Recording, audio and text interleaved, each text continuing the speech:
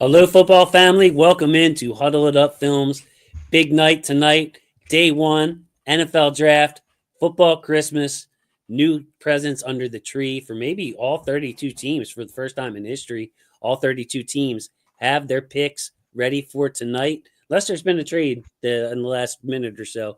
But welcome into Huddle It Up Films. And we got our guys from the Purple Rain Gang joining us. Say hello, fellas. Introduce yourselves. What's up? What's up? What's up? Yeah, man, what's going on? What's going on? It's your boy Sutton Def and Simply AS10 from the Purple Rain podcast. Jason, first of all, I just want to give you a big shout out for having us on this episode of the show. We've actually never done this before, an actual collab stream. So we are actually live on the Purple Rain podcast YouTube channel as we speak. Jason is hosting. This is super cool. First time we've ever done this. Shout out to everybody here watching from PRP. This is our boy Jason. If you haven't checked him out before, he was on one of our episodes last week. But again, Jason, thank you so much for having us on. Man, thank you. And hey, another guest, of course. Not even a guest, man. He is one of us. Often helps me on the show, Mr. Alec Polianis, the hoagie master, the hoagie maker, the dad, the worker. He does a lot. Mr. Do It All. Ravens fan. Alec running in a little bit late, man, but we have 4+ hours tonight, 4+ hours tomorrow, so you have plenty of time to catch up. Truly, I got on the stream with 24 seconds before we went live, and I was like, man, I wanted to be on here a few minutes early, tell you about the crazy day I just had, but we'll have to talk afterwards, maybe. I mean, I probably honestly, guys, I won't be in the mood to talk after this. It's going to be a lot of talking, a lot of talking. Hey, I see some Rain Gang regulars in the chat. Let's bring them up and say hello. Sutton Def, Alex, your guy, K-Dog, with the mod wrench right there. Let's effing go. Draft day. What's up, Rain Gang? K-Dog, man, thanks, bro. It is great to see you over here collabing, whether you're watching on Purple Rain Pod or Huddle It Up Films. Here we are. The draft is kind of my baby. So I'm kind of taking the reins a little bit tonight, but we're going to hear plenty from the Rain Gang. We're going to need everybody's contributions tonight with this long night. Also, Lisa Frankel, hi, Alec and Sutton Def. I don't care who we get as long as we're happy. Hey, Jason, and we can add Alec into that now too. Lisa, help me because I have Alex and Alec. So you're going to have to listen up closely, and I guarantee I'm going to mess it up. If there was a DraftKings over-under on that, I would take the over. Justin joining us. Let's go. Nick Scourton. I want Nick Scourton. Hey, possibility he goes in this first round. A lot of people are sleeping on Scourton. The big body change for him. He played 20 pounds heavier this year because the Texas A&M coaches asked him to. So he was a nice fleet-footed edge rusher at Purdue, transfers to Texas A&M, was still able to rack up 5 sacks, but he had 10 the year before. It's a hard projection for Nick Scourton, guys, because anytime you add 20-some pounds in a transfer to the program, because the coaches asked you, not because you got lazy and fat and changed your body type. Alec, talk about that transition for Nick Scourton, and he's kind of a bowling ball off the edge. Me? You want to talk about it? Yeah, sure. Well, I mean, can you imagine how difficult it is to gain 20 pounds in one off season and come to a new program? I mean, look, yeah, change your body like that is insane. Maybe, particularly when you're like a real, football player, you're trying to gain good weight, good mass, and do that. It's one thing to cut if you're overweight and maybe not working out, but that's a whole nother beast. Actually, they were talking about that on I think the Athletic Football Show. Like, it's so hard for you to do body transformations mid. Really out of college even. It's really hard to do a body transformation and to do that in the NFL level. So you see Sut right there, Alex. He's an edge number 8 in this deep first round edge class for me. A lot of people have him higher, 36 overall. So what Justin's saying, could definitely sneak into that first round. Was asked to add weight, completely changed his body, and he is a hard charger off the end. He looked like a bowling ball coming off the edge for that A&M team at his body weight. Is back close to where he was at Purdue. I don't have the exact weight, of course, but when he checked in at the combine, he was back to 6'3", 257, kind of a more normal edge rusher size. My big thing with him, Justin, is the edge setting. I don't know if he was asked to just crash that edge and, not set the edge, set a firm edge and funnel back inside. It looked like he was asked to crash and the linebackers were asked to fill. But he's got to work on his run defense. But no doubt with the 10 sacks in 2023, 5 sacks last year, guys, the Ravens, and I know, Sut, this is something you feel passionate about, could use an edge early on in this draft. Yeah, no, I mean, absolutely. I told you yesterday, actually, in private, I said that, and I've actually said this multiple times on the Purple Rain podcast, is that, if the Ravens get out of the first 2 rounds of this draft without an edge rusher, my grade for this draft is automatically capped at like a D-, to be honest with you. I feel like the need for edge rusher is that serious. Now, what I was going to ask you about this guy, Nick Scourton, Jason, and Alec, feel free to chime in as well, and Alex too. But is this guy more of like a so, I mean, I see 10 sacks in 2023, right? Would you say he leans more of like a production guy or more of like a traits guy, like characteristics? I think it's hard to judge his traits just based on what he's going to look like. What he's looked like the last 2 seasons are completely different bodies. But I expect him to get back to that Purdue weight. I mean, he showed up at the combine ready to run and ready to perform. But 10 sacks is hard to get in a 12, 13 game season. So he has that production. And they said he's not the most patient player with edge setting. He is just a hard charging type of guy. So you have the production there. And at 6'3", 257, that's an NFL height and weight. A little shorter, but stouter. 33-inch arms. Not the longest guy, but you wouldn't call him short-armed either, Sut. Nice, yeah. So he's just one of many. We'll be having these slides come across the screen all night long. We also, of course, have the big board in its different forms. Those are the positional rankings. You see the people up top following along in those little emojis, the animal emojis up top. We'll expect more people to start filtering in. But the big board is in the descriptions, and we'll be taking names off the big board as the draft progresses. That's a look at the big board. As you can tell, it's kind of tough to see on the screen. But we will be updating it throughout. So feel free to have it open in another window and follow along. Wanted to get to some more people in here. JP Bugs, Jason from Russell Street Report. What a hiya. Man, JP, it's been great seeing you guys, seeing you specifically in these draft shows leading up and joining us tonight. That's awesome. Alec, what do you think of this guy right here? Mr. Cosmonaut Project. Man, it's always good to see you, dude. I hope to see you again soon. That's right, Cosmo, the music maker. So the intro that you guys heard, that's all Cosmo, and a little help from myself in there as well. So, and Lisa Ann. Okay, I got it. Prefer Lisa Ann. We got the Lisa Ann. Old friend of ours. Alec, you remember this guy? Our guy, Shrimp Trawler. Yeah, he follows our friend Ken as well. Greetings from Portland. Give me the unicorn, Eamon Worry. Alex, take it to you. I know you're familiar with Eamon Worry. How do you think he would fit in this draft, or if the Ravens drafted him on the Ravens team? I've seen some people not be happy if we were to get him. I see it on the Twitter sphere. They want us to get that lineman, but if he's BPA there and the edge rushers aren't there and the lineman isn't there, I'm all for it. I love giving Zach Orr some more just tools to play with, and calling him a unicorn. I know unicorns like a once in kind of thing, but imagine having 2 unicorns on the defense. With Kyle Hamilton and Nick Worry. So I like what I saw from him out of college. I'd be happy if we were to get him, but that just means the board didn't fall the way that I would think it's going to. But if we got him, like I said here, go to one winning drive, my pitchfork and my torch, I'd be a happy man. So Shrimp Trawler, I guess you've seen the board and you see it. I put Eamon Worry high, number 8 overall. And that started, it started out after the combine. I looked like I was pretty much in line with everybody else. I think other teams will want a Kyle Hamilton type player on their team. Seeing how Kyle affect games, Sutton, is like, why wouldn't someone else want a Kyle Hamilton type player, a big slot, a strong safety, and just a freak athlete? Like Kyle is much more agile, a much better pure football player than Eamon Worry.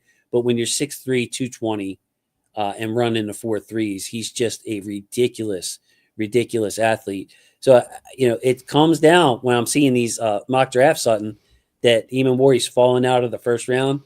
I stayed strong with my board. I'm leaving him where he is, but it kind of surprised me to see him falling out of these mock drafts. Yeah, I mean, and I think the kind of general consensus right now between most Ravens fans, at least, is that if it's going to be a DB, it's probably going to be either Eamon Warrior or Malachi Starks. From what I've been hearing, Malachi Starks is actually a very, very strongly projected candidate to go to the Ravens tonight. So we'll see how that goes. But again, man, like you said, just having like the measurables and like that physical ability, that athleticism is going to be something that really would benefit Kyle Hamilton and make him a little bit more multiple. You can move him around the chessboard as Zach Ward would like to a little bit more. As we saw last year, I mean, Kyle Hamilton starting the season playing more so closer to the line of scrimmage, and we saw that be effective in spots. But when we backed him up and put him as a deep safety, he was able to kind of make quarterbacks second guess themselves a lot, and that was something that I noticed last season. And that's why our defense improved drastically after what was like week 10, I want to say, something like that. But yeah, Nick Eamon-Warrior, if we were to go ahead and draft him, I wouldn't hate it, right? But I probably wouldn't love it. Again, I would want the best player available at edge rusher at 27. I'm just going to say it. I'm not going to hate it if we pick up a Malachi Starks. I'm not going to hate it if we go for an Eamon-Warrior if he is best player available at the time. But again, I can't love it unless it's like a top tier in terms of irrelevant to this draft class edge rusher that we get in the first or maybe even the second round. Yeah, I mean, I just feel like when the Ravens have had Marcus Williams, say, and some of the traditional free safeties, those guys were at deep safety. You knew they were going to be at deep safety, and you knew Kyle was going to be any and everywhere on the field. If you pair Eamon-Warrior and Kyle, it adds another layer of unpredictability to me.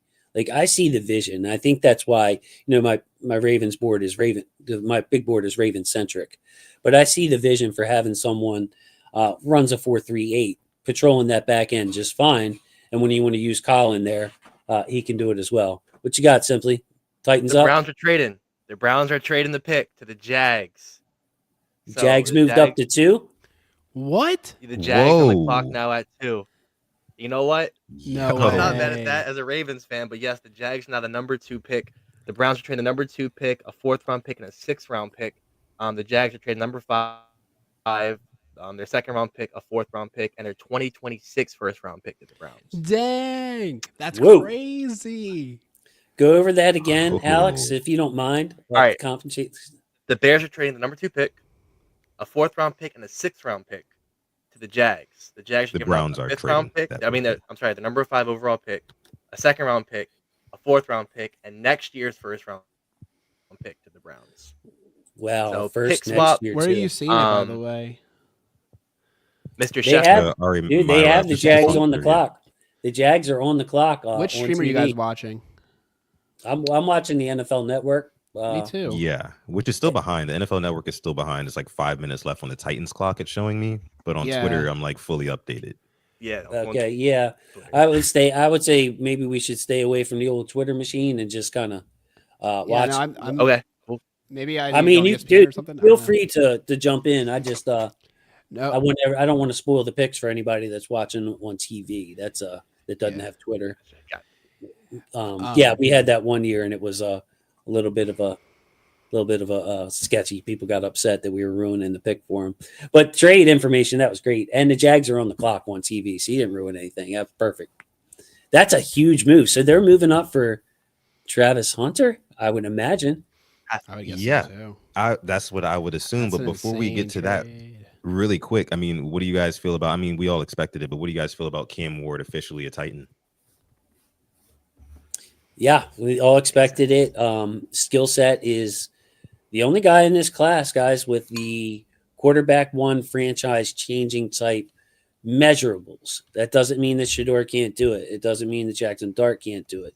But when you're looking at the combination of arm and mobility, the ability to make plays off schedule, and we see how important that is. I mean, we're Ravens fans.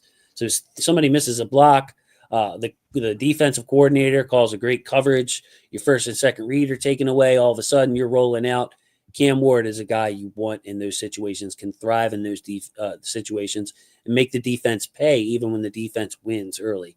So that's what separates him from other quarterbacks in the class.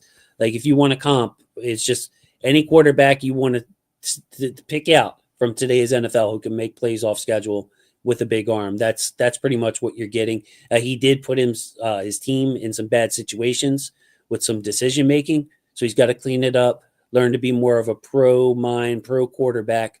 But he'll start for the Titans probably day one, I would imagine, guys.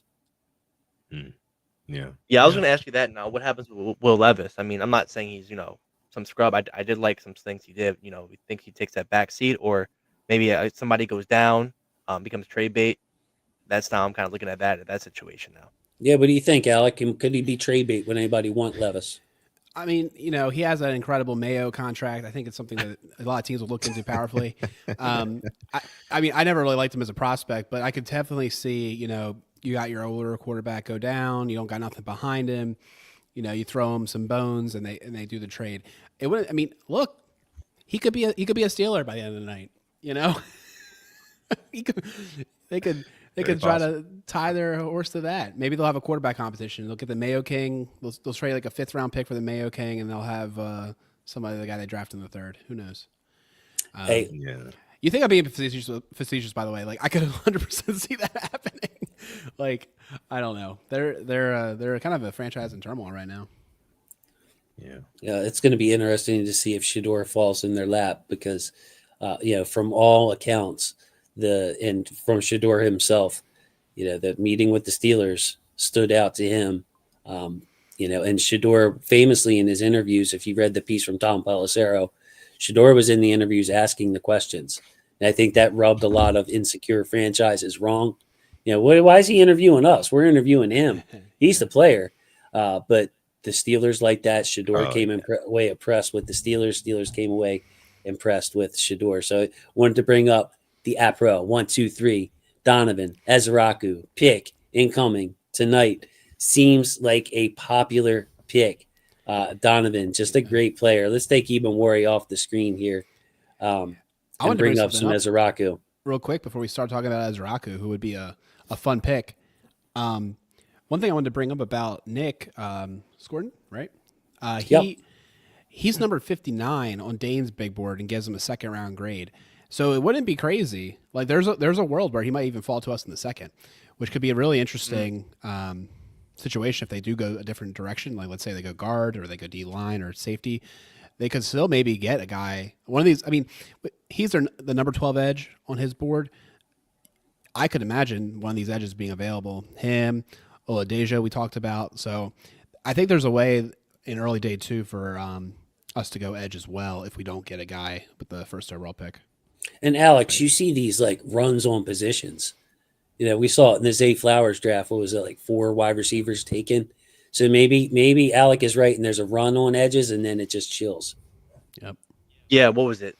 JSN, Quentin Johnson, Zay, and then Jordan Addison. I'm pretty sure if my memory. Yeah, I think so. Yeah, I mean, if it were to happen, I hope it happens.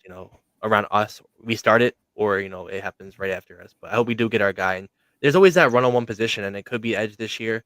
I don't see it being receiver in first round. I'll be honest with you. I've seen, maybe 1 or 2 guaranteed guys go in the first. I saw a guy you like a lot, Jaden Higgins. He possibly could go in the first round tonight. I saw there's some murmurs about that, which would be pretty cool.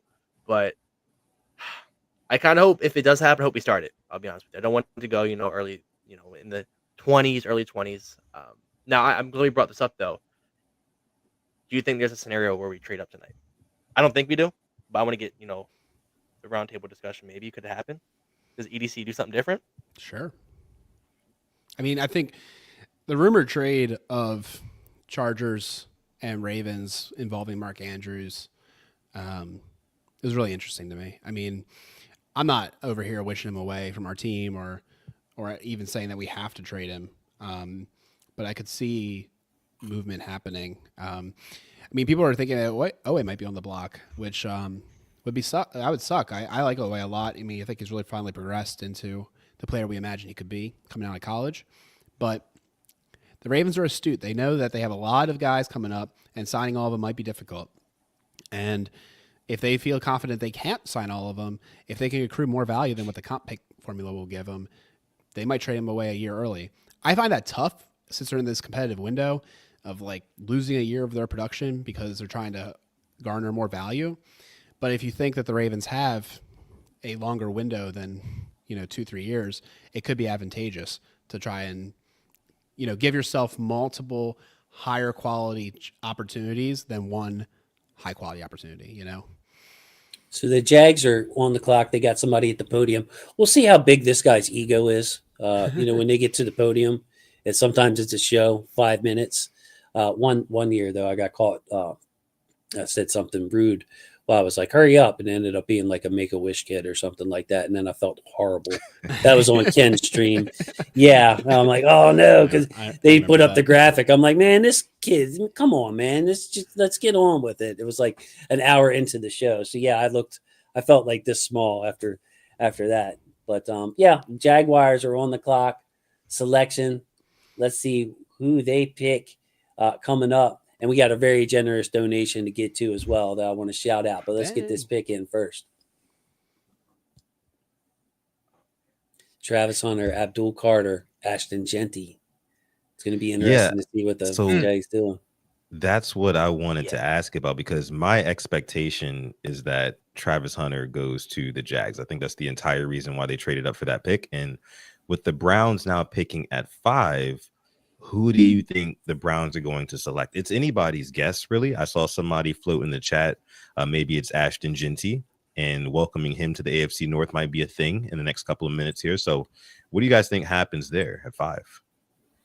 Not sure. The Browns, Ashton Jeanty would be interesting because is Nick Chubb still a free agent? He's still out there, bro. Like, it's just kind of crazy. So the Jags did take Travis Hunter. If I'm Travis Hunter, I'm asking for a pay raise. I know it's a rookie scale. He can't. But I'm still going to ask for one because he's going to be playing 2 positions in 2 different countries. I mean, that's a lot of work.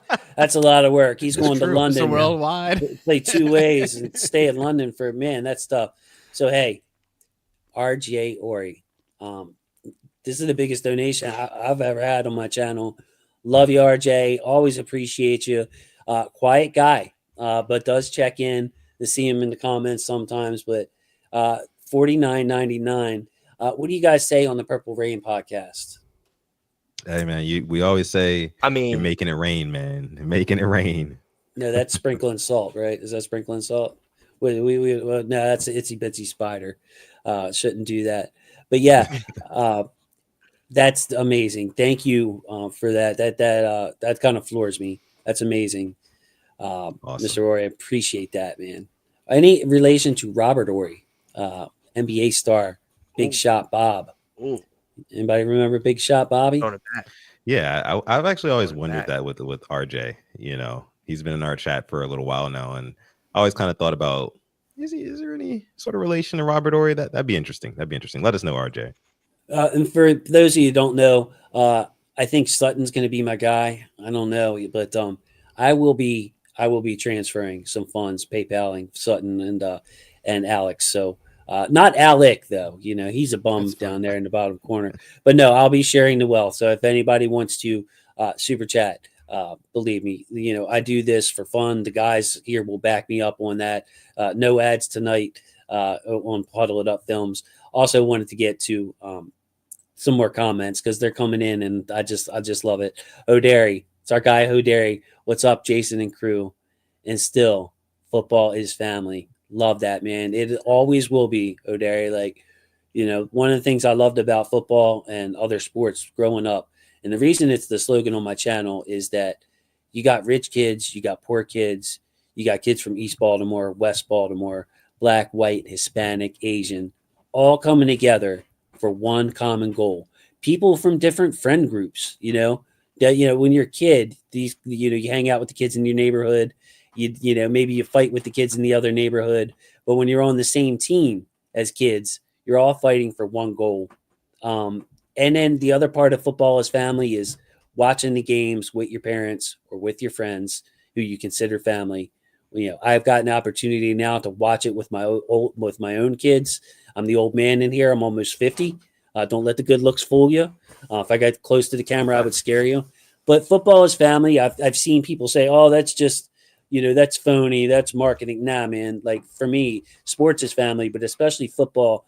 Man, when you put all that blood, sweat, tears, pain into a game and you're relying on so many people, that's like your brothers. Those are your brothers that you're fighting with every week and really, sacrificing your own physical pain for them. So soliloquy on the football is family, man. I just can't help myself, but something I feel very strongly about. We got Dr. Draft in the house. Dr. Draft is back. Terry Bulla pick is in. Yeah, it was Travis Hunter. I'm going to do my best with the comments tonight. I'm sure I'll bring plenty of them up. I'm no Sutton Deaf, but I will get to them, believe me. And JP Bugs, 3/4 of those wide receivers hit as well. We're going back to the wide receiver conversation here. It would not surprise me, guys, and whoever wants to take this off. We talked about Jaden Higgins. I'm going to bring up his slide. You can't go wrong with taking a wide receiver because these guys make $30 million a year if you hit on them. Mm-hmm. So, I mean, positional value is a thing. If you don't draft an edge rusher like Sutton wants, then you're going to have to pay one, and they cost a lot of money. That means less free agent signings for your team. It's not our money, but the team has their budget. They're not going over their budget. So Jaden Higgins, Bateman hits free agency. Who knows what happens with Zay? Hopefully he's here for a long time. D-Hop gone after 1 year.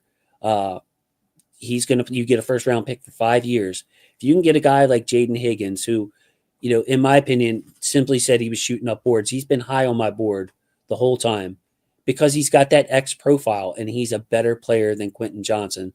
So it would not shock me if the Ravens went wide receiver early on in this draft just because of the positional value. If they do end up trading Andrews, more 11 personnel, more 3 wide receiver sets, and you got a guy for 5 years who could be, where other teams are paying big money to get a guy with his skill set, you got him on a rookie contract. Yeah, I agree with you there. And you bring up Bateman. I know he has 2 more years left on his contract. I wonder if we're already engaging, maybe trying to extend him longer. I mean, I think he outplayed his contract last year, but you were healthy for the first time in your career, and we know what that potential is. So you bring up a good point. There could be another bit of turnaround as well. I see the Giants made their selection here. Abdul Carter from Penn State. Thank you, Alex. He is now going to the New York Giants. Chalk so far. I'll make sure. We'll talk about that real quick. I'm happy he's not in the AFC North. But yeah, I mean, Jaden Higgins, I was watching him, like you said. He is saving the quarterback from interceptions. Some of the balls he was throwing, he can't believe he caught him. He was unbelievable, and I just love everything about him and the way he plays. Yeah, hands. With one of my notes, I wrote hands down like 4 times in a row just because he's like bailing out the quarterback. He's making the spectacular catches, but he's also erasing the bad throws. And Alec, you know how big of a swing that is in the games when you take an interception away or you convert on a throw that should be incomplete. Yeah, I mean, I think it's everything, honestly. The way you get behind the sticks, if you drop the ball, suddenly, instead of maybe getting a first down, you're in third down and long. It's something that really does change the dynamic and drives. One of my number one trait in a pass catcher is their ability to catch the passes. And yeah, I mean, that's what I like Higgins a lot. I think he's going to be in that no man's land unless the Ravens trade back, where they probably aren't going to go with him in the first round. I mean, like you said, positional value is the thing, and I could understand it, but I think they're probably not going for the first round because our guards are getting paid well. Honestly, a lot of these positions get paid well when they're a good one. So there's still a lot of positional value to be gained, and frankly, not to solely Jaden Higgins, but I don't know if he's going to be a $30 million guy. Maybe he will be with the inflation of the cap, but I think he's going to be a good wide receiver. I don't know if he'll be that good. Yeah, if he hits, he's an X receiver, and he does it though. That's the thing. He's not a slot receiver. So, hey, and breaking news: are you related to Robert Ory? LOL. Yeah, that's crazy, my cousin. RJ, that's crazy. So I pronounced it correctly. Then it is Ory. It is Ory. Yeah, big shot Bob, man. I'm not too much of an NBA fan anymore, but it's hard not to remember Robert Ory. And the rings followed him. RJ. I mean, you can help me out with this, but didn't whatever team he signed with, he ended up winning a ring and hitting 3-pointers and big clutch shots for them. But that's really, really, really awesome. And one of my favorite people, always showing up steady, Mr. James in the chat. I'm here. Let's go Ravens. Mr. James, it's just great seeing your face, man. It's great seeing your face. I love when you comment on the highlight videos. I love when you comment on in the streams. It's just your steadying presence, my friend. I really, really appreciate that. And he says, RJ says, everybody always asks me that. That's so funny. Well, I mean, I don't know too many other Oris. Does anybody else know Ory? No, I honestly do not. No, I don't. Yeah. So we're chalk through this draft so far. And, as we get more into it, there will be more analysis, better updates. But so far, no surprises. Cam Ward, Travis Hunter, Abdul Carter, all off the board. And now it's that fourth pick. The New England Patriots, they're expected to take a tackle. They're expected to take Will Campbell. So we'll see what happens there. John Tabor checking in. Wonder what the JJ value is on that trade. Alec, I don't know if you can help me out with it. I have my hands full, but I would expect that the Jags had to give up a little extra. Usually, if you're trying to get up to the number 2 pick, you're going to have to give a little bit more than what the trade chart says. Yeah, I mean, I can tell you that's almost definitely the truth, because even if you discount their first round pick into a second because it's a year off, it's probably clear. I'll get the numbers for you, because they have the second round pick this year, and I think that by itself is probably worth it. But I'll pull it up for you. You got to throw in another first. So yeah. And then I'm going to kick this one to Sutton. Thoughts on Kayvon Thibodeau plus the 34th pick to the Ravens for 27? So we would trade back 7 spots and get Thibodeau. Yeah, so that's interesting. I saw that in the chat. Obviously with the Giants just drafting Abdul Carter and them having what seems like is going to be their edge rusher of the future. Kayvon Thibodeau, a guy who's kind of been up and down with the Giants, maybe just needs that change of scenery, like somebody said in the chat here. I could totally see the Giants making a move and trading him, to the Ravens. So I think that would, I'm not going to say completely satisfy my edge rusher thirst, if you will. It wouldn't quench my it wouldn't quench my edge rusher thirst all the way. Like, I would still want a young guy who is not going to want to get paid anytime soon. You know what I mean? Like some young talent there. But I wouldn't hate it. I gotta admit, I would not hate that at all. Me neither. The only thing that holds me back, Alex, is he's going to be a free agent just like Elway. So it's like, you're not really, okay, you're plugging the hole for this year, but you're not really answering a long-term question. Right.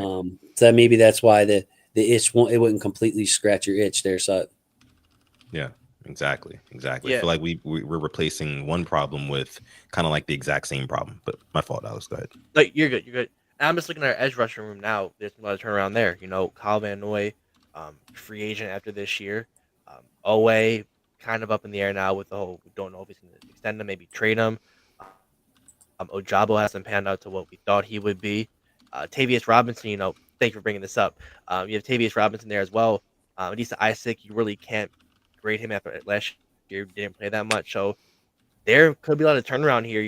I feel like you have to go edge, first or second round, or if you're trading for somebody, you need a little bit of team security there. So I'm not too sure what we do there. I wouldn't be mad if we double dip an edge. I feel like it has to be done if you're looking in the future of this edge rusher.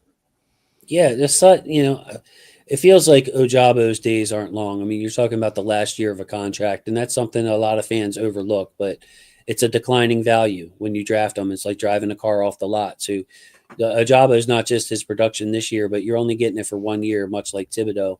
But like, to me, if we just throw another edge in this group, now all of a sudden, like, I'm sorry to talk about like day 3, you know what I mean? 4th round edge, 5th round edge. It's like, all right, well, we already got, Adisa Isaac and Tavius and Ojabo. Is that really moving the needle as a sack guy? I feel like if we go edge, we should go early in this draft. And when we did our exercise on Monday night with the perfect draft, a lot of people, it was Ezeraku. Like, people want, Ravens fans are thirsting for that pass rush.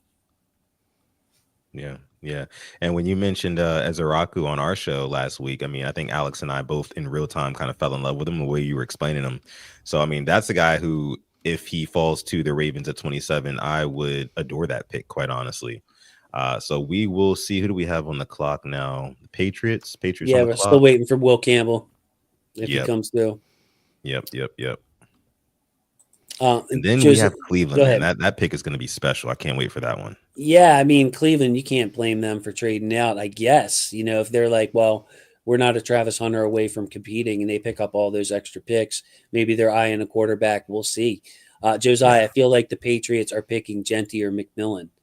So Josiah has called the the upset shot that he thinks that Will Campbell was just a smoke screen. Our guy Jason checking in. JP Bugs, hit the like button if you can, y'all. Yeah, hit the like button. So don't forget to do your thing, man. I am terrible at asking people to hit the like button. Used to have a co-host that did that for me. Austin, keep saying this. If Will Johnson somehow falls to the late teens, we have to move up to get him. That would be my dream day one pick. And we'll bring up the Will Johnson slide here shortly, but wanted to also give some love to Jessica Bass. Thank you so much for checking in, Jay. Love the green, Jay. Green, my favorite color. Although tonight it's all purple. It's all purple tonight. But yeah, let's bring up the Will Johnson slide because he is a tremendous prospect and a polarizing one at that. If anybody wants to chime in on old Will Johnson. I'm not big on the lineman. I have to deflect this one. Same. He's a corner, by the way. He's a corner. Corner? That's the other one. Yeah. I'm sorry. I thought we were talking about linemen. That's all right. Yeah. And Will Campbell was just picked. Will Campbell was just picked. Too many Wills. Too many Wills. Too many Jadens. Too many Jadens. Yeah. I can start it. I'll start it off. I did get to watch him in person. And it's crazy when you watch college. I've just recently started watching college like since 2021 a lot. And you can tell like there's definitely classes on these teams. And when I watched him, he definitely stood out compared to the other guys. I did watch him against Maryland, and I did watch him in obviously, boys against men, it felt like. But even when he was out there, like I liked the way he played. And I saw he could go possibly second round. If he's there, man, at 27, I know we got Awuzie. I know we have Marlowe. I know we have Wiggins. You can never have enough defensive backs, especially now. Pickens, DK, Jamar T locked up. Judy up there with. I wouldn't hate it. I really wouldn't hate it. And the 6 interceptions in 2 seasons, we need more of that. We need a ball hawk out there. I think we lack turnover. It's something I know me and Sutton have been harping on about every single episode of Purple Rain. We need to get turnovers in the postseason. Like that's kind of the only missing thing now is you get one of them, we could be talking about, we make it further last year. So if he were to be there, oh boy. Not saying I'd be streaking around the neighborhood, but I will be happy. Yeah, and all he was saying, maybe even trade up for a guy like this. And the 6 interceptions is impressive because it's not just 2 seasons; it's in 18 games. So basically, 1 NFL season. And when he was so good of a prospect that they really weren't trying to test him a lot. So I mean, 6 interceptions on not a lot of chances. The only problem for him is the foot injury. And you kind of question his speed on tape before the foot injury. Like he does everything great. Man coverage, zone coverage is just so smooth, fluid, pro ready. I think he started playing football at a really young age, got great coaching at a really young age. He is an NFL mover. He's got the size. You look at him, you're like, all right, well, the only question I have is his speed. Is he a 4.5 flat guy? Does he run into 4.4s? And then he had a foot injury. The speed question wasn't able to test. So now all of a sudden, this is a guy who would have been up there probably in the Travis Hunter, Abdul Carter conversation. Like might have gotten a true first round grade on my board, dropping off and falling off because of the foot injury.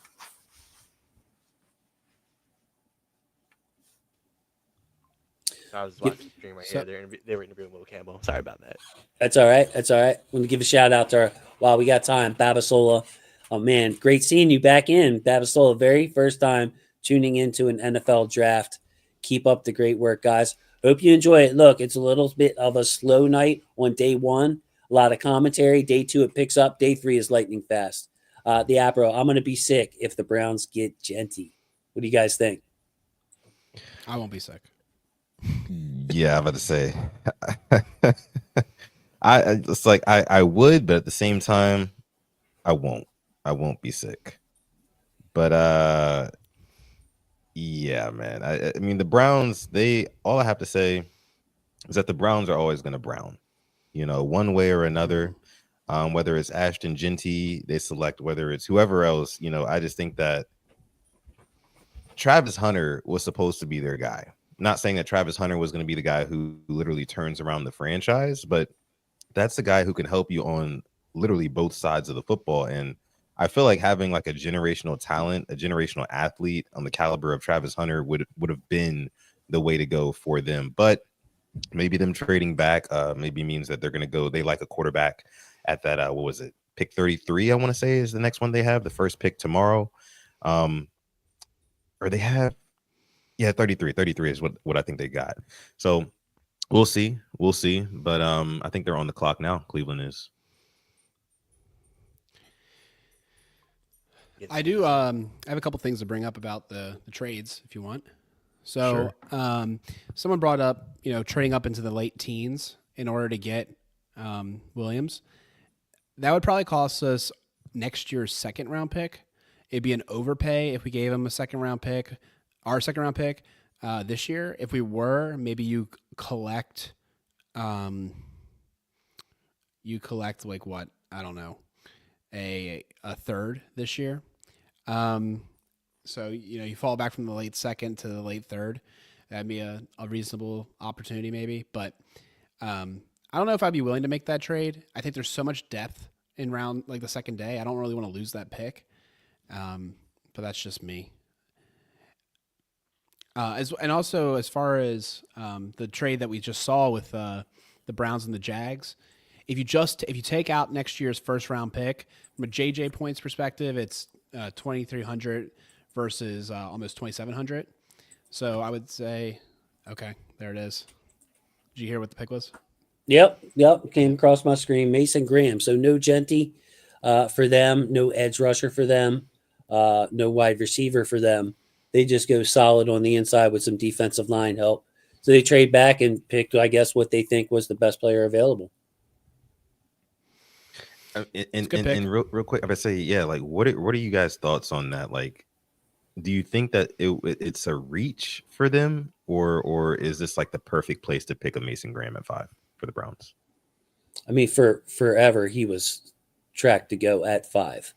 Like it was even money in Vegas, which for the 5th pick, trying to predict 5 picks in and it being even money, like not some kind of long shot, just goes to show you how firmly he was penciled in at 5. But everybody thought that was for the Jags. So it's kind of interesting that they trade up for Travis Hunter. I kind of had a sneaking suspicion that it was going to be Jeanty, that Jeanty was gaining steam because the comeback of the running backs last year, and then add to the fact that if you just went and looked at who the better football player was at their position, there's no doubt it's Ashton Jeanty. So you got a renaissance of running backs. Jeanty's a better running back than Mason Graham is defensive lineman. They're both great players, don't get me wrong. But Jeanty's got that LaDainian Tomlinson type upside. So I thought that Jeanty might go to the Browns. I'm really being honest. If you got a quarterback situation you're not sure of, you're going to grab one day 2, maybe trade back up in the draft for one. It wouldn't have hurt to have a rookie quarterback and running back that could go together, especially depending on the style quarterback you got. That's true. Now, we have the Raiders on the clock here, the Las Vegas Raiders. Obvious pick is obvious now, LB, right? I mean, they got their quarterback. They don't have that question. I don't know how much I trust Geno Smith, right now, but he is the Raiders quarterback. Is this Ashton Jeanty? They had Zamir White starting out last year, who I foolishly took in fantasy, and I deserved everything I got for his production.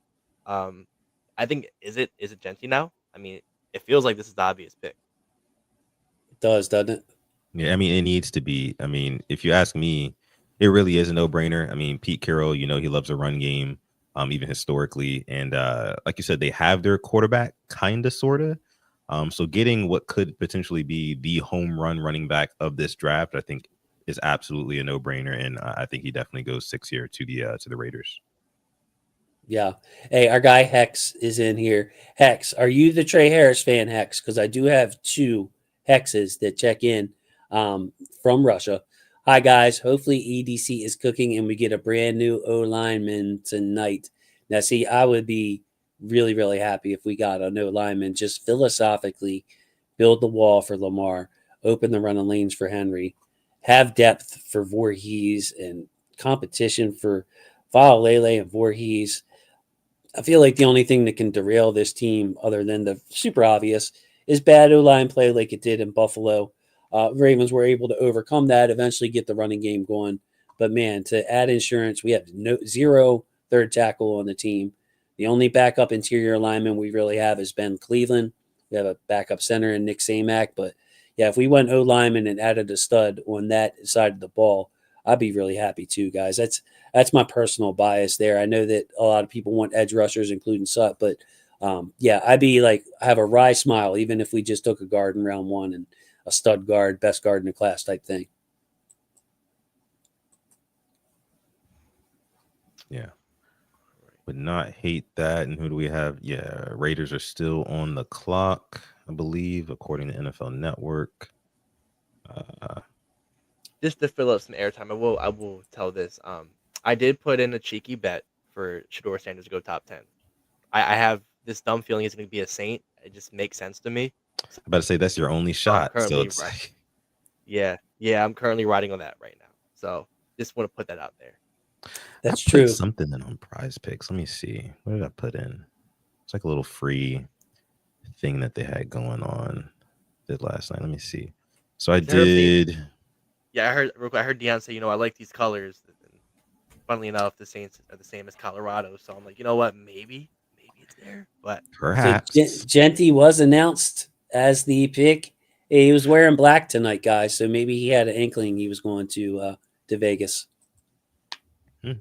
Yeah, fair. I mean, I think that is the no-brainer. That's the perfect pick for them at that spot. Glad he is not in the AFC North. I'm very glad the Browns decided not to go ahead and draft him because, like you said, Jason, I think that Ashton Jeanty is a better running back than Mason Graham is in an IDL. So it's just from that perspective, the fact that we don't have to deal with a brand new Nick Chubb. I was there in 2019, the last time we lost a regular season game in that 2019 season at M&T Bank Stadium when the Browns waltzed in and Nick Chubb ran all over us, So having that guy again in the AFC North would be just kind of like the biggest headache. I don't know how much of a headache Mason Graham is going to be or how impactful he's going to be at interior D lineman. But Ashton Jeanty, no-brainer pick for the Raiders.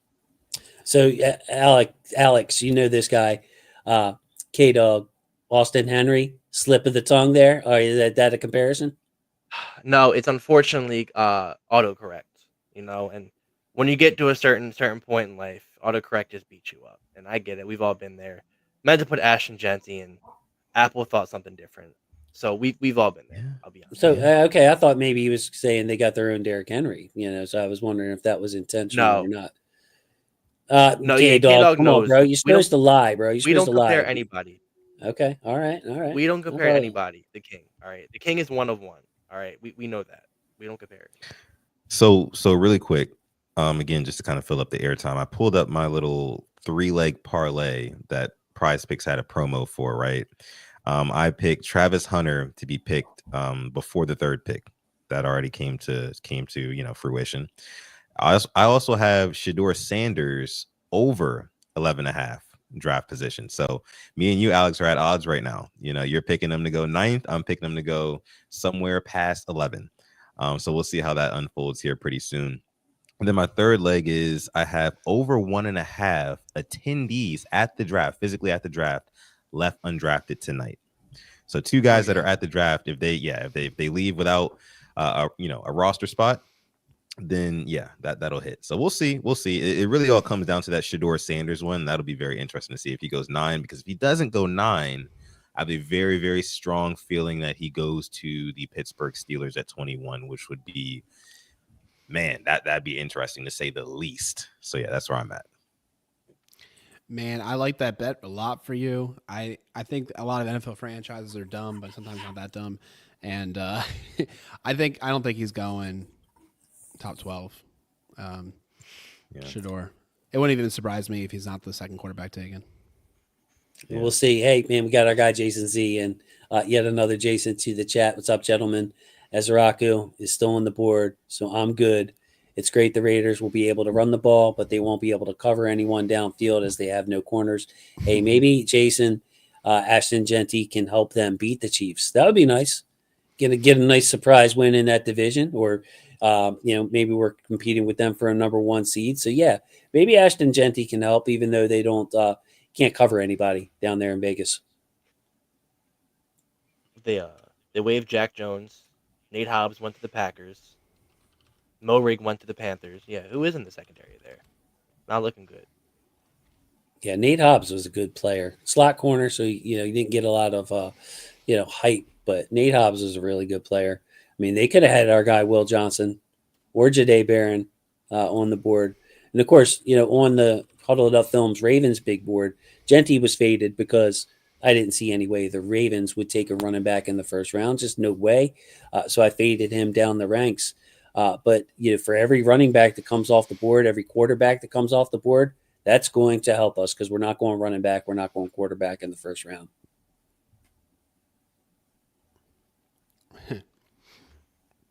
They're losing their minds at Ashton Jeanty's alma mater. The thing that's funny is it's such a Raiders pick to take like the cleavage of the draft. They love their fast guys. They love their stars. And look, man, like Jeanty's going to be great, but like they can't do so many fundamentals. I don't think they're going to win football games. Like homeboy's going to be 27 on the descent of his career by the time they have a team around him, and that's just going to be too bad. Yeah, what do you think about the running back being the cherry on top theory? Like you need a offensive line quarterback, it's accelerant, bro. You need a quarterback.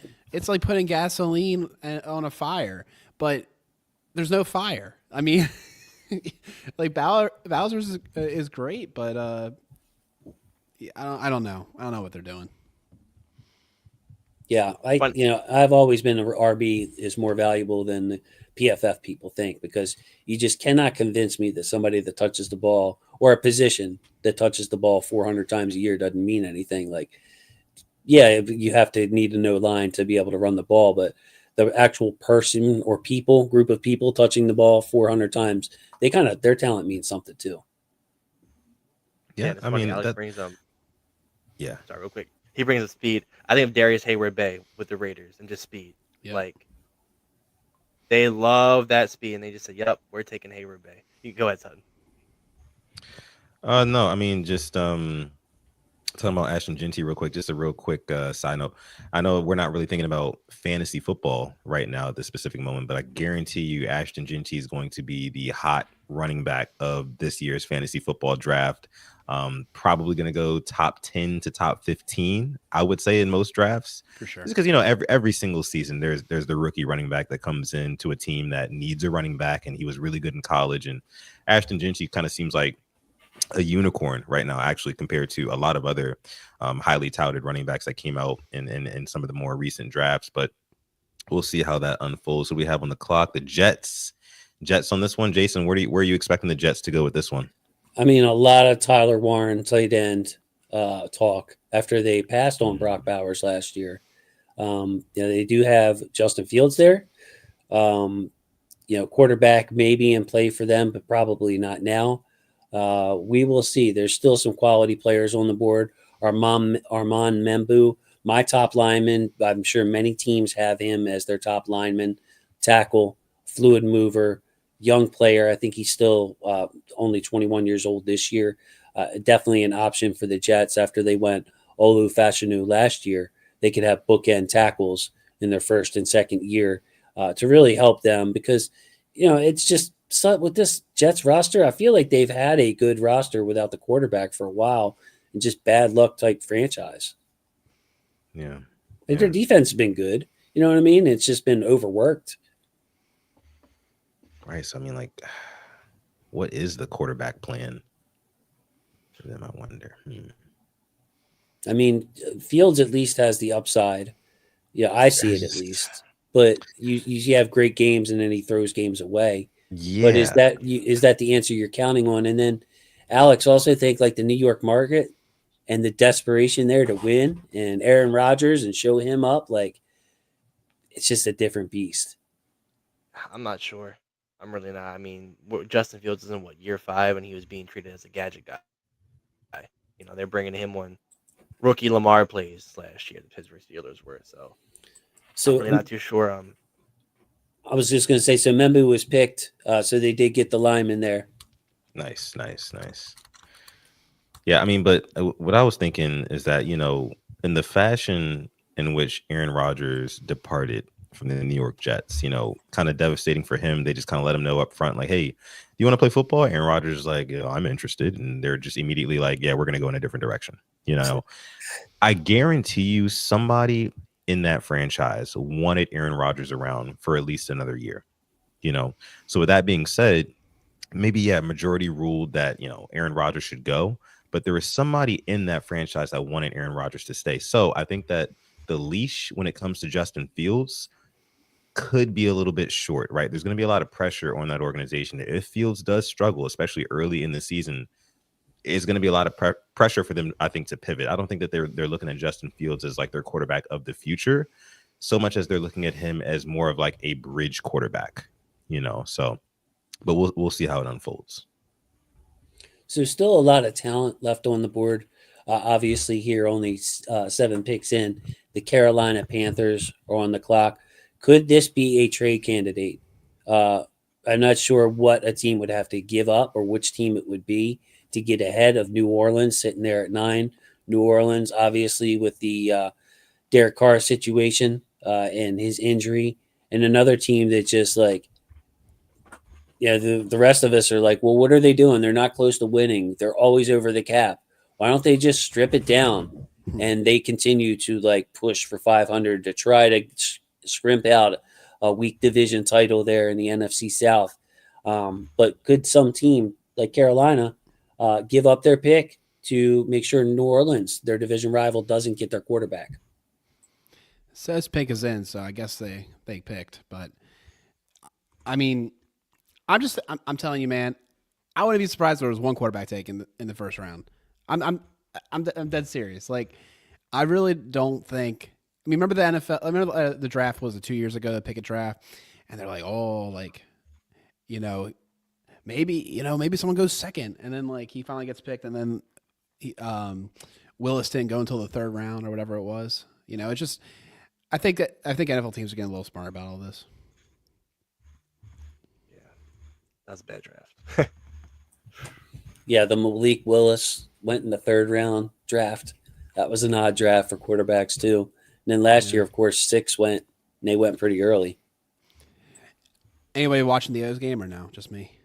I have it up right now on my phone. Yeah, me too. Didn't the O's get blown out yesterday by the Nats or something? Yesterday was competitive. Yesterday was one of those good losses, son. Good loss. Yeah, Sunday was bad. They're down to no. Never mind. I was about to say they were at 2 outs in the bottom of the 9th, but Bautista wasn't able to grab it off the ground. It's 2-1. Okay, so close game. My boy Cade got through 6. Love to see it. Oh, Slim Shady. Yeah. Hey. Yeah, he was at 71 pitches in the 6th, and he finished it. Love that.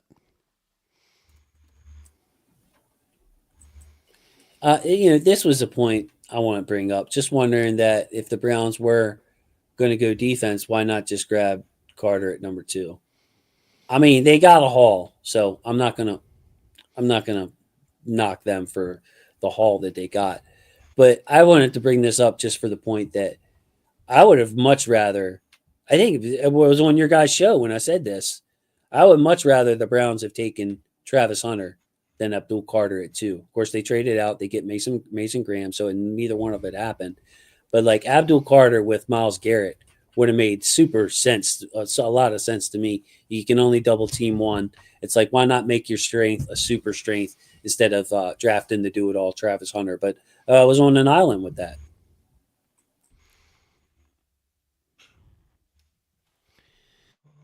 Yeah, I mean, he can impact Lamar the most, right? So that's kind of the thought there.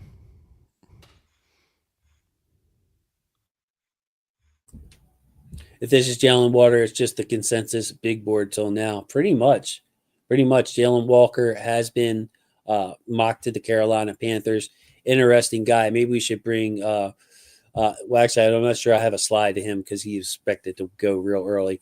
But yeah, Jalen Walker, short, stout. He doesn't have the measurables for an edge. He's got the measurables for an off-ball linebacker, but he went to edge rusher, and it was just like the most impactful player on that Georgia defense, time in, time out. I mean, they had other great players there, but when you watch the Georgia tape, and I watched a ton of Georgia tape, trying to watch other players who were playing against them, other players on their team, it was just Jalen Walker again and again and again popping up, making plays. His explosiveness has drawn him comparisons to Michael Parsons. So you got this short edge rusher, former inside linebacker. They put him on the edge. He looks unstoppable. So Jalen Walker, really good football player who just pops consistently. But do you draft an edge rusher that doesn't look like an edge rusher? Can you project that comfortably? Are you, willing to fall on your face and have to fall flat on your face and maybe have to move him back to linebacker if it doesn't work out rushing the passer? Nice. So we have a surprise pick. They did not go with Jalen Walker. Interesting. I'm gonna have to share this, man. I'm gonna have to share this because I do have a slide on this guy, someone I was higher than consensus on. So I'm happy to see him go. And it's our guy Tez McMillan. I'm surprised. Yeah. Weapon for Bryce Young. You can see some of the notes that I had on him. And if you want fun highlights, you go back to Tez McMillan's 2023 highlights. They are simply AS10 worthy. This guy's, bro, the ball disappears in his hand. I don't know, with his hands, eyes, regardless of that. It's just like soft mitts, former volleyball player. And he's able to high point the ball like nobody's business. What I think he got unfairly criticized for was his lack of, he's a big 6'4" receiver. He's not really a route runner. He can't really move. But he has enough lateral movement, as you can see in the last note there, to make the first guy miss. And I think he's got some route running upside there. Another part of his game that I really liked was that the quarterback was very scattered. I don't want to say scatterbrained, but the offensive itself was like dysfunctional. So Tez McMillan, a ton of plays off schedule where it was just like, I have no other option. Let's throw it up to Tez. I wasn't expecting love that. this for Bryce Young, man. Love this for Bryce Young.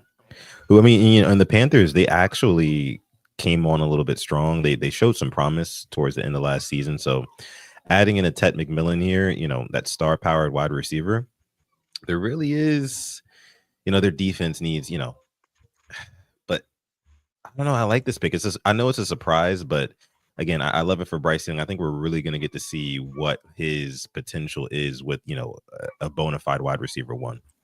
Who else is on their depth chart, guys? Remind me. Thielen and Leggett, right?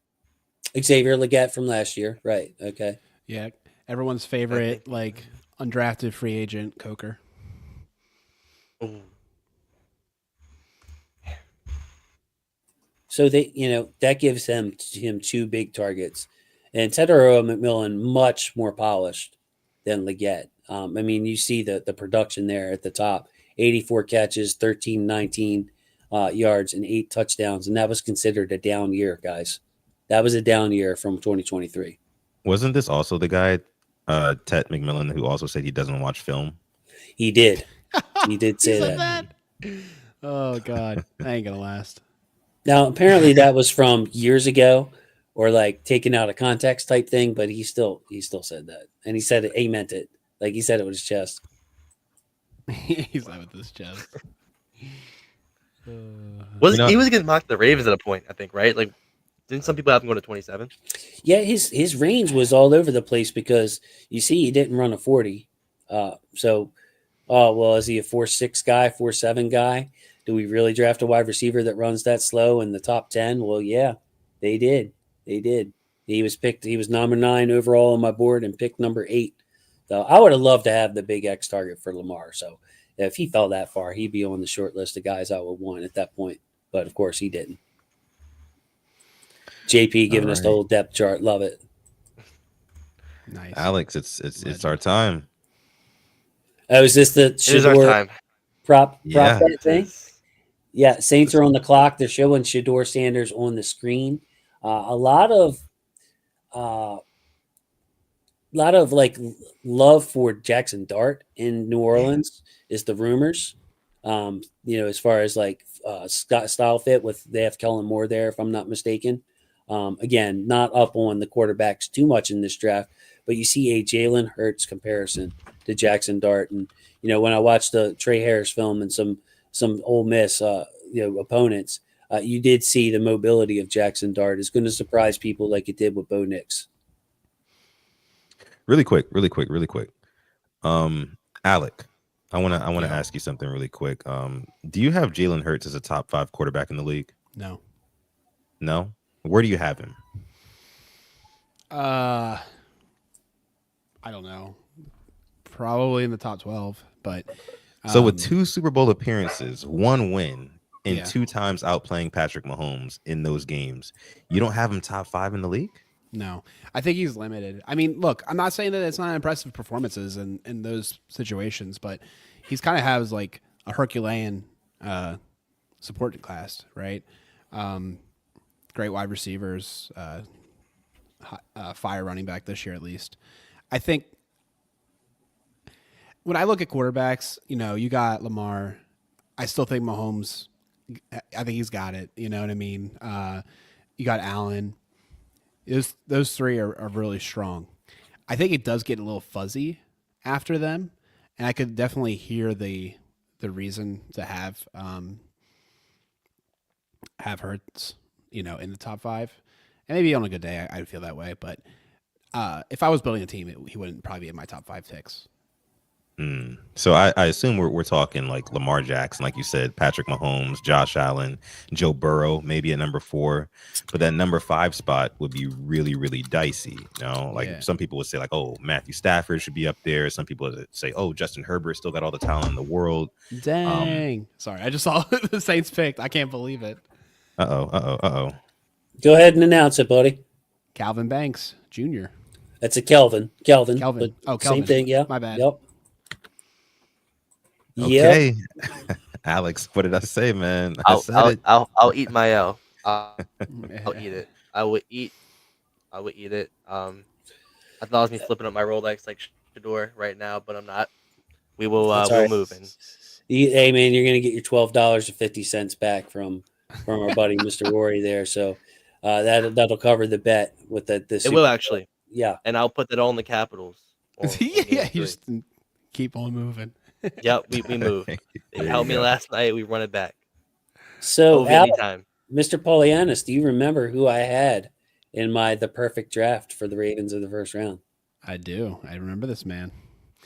Look, man, you look at him right now on the screen. He's playing left tackle. You can move him in at guard. Versatility. Yeah, I mean, he could have been pretty awesome, but apparently he was the top 10 pick. Yeah, so much for the mock drafters, right? Well, that's what we were all saying. It's like after like 6 or 7, who knows is kind of the consensus about who's going to get picked. It's so samey at this point. It's pick your favorite flavor, pick your need, pick whatever. But we're going to be jumping all over the board tonight. I'm pretty confident of that. We're already doing that starting early.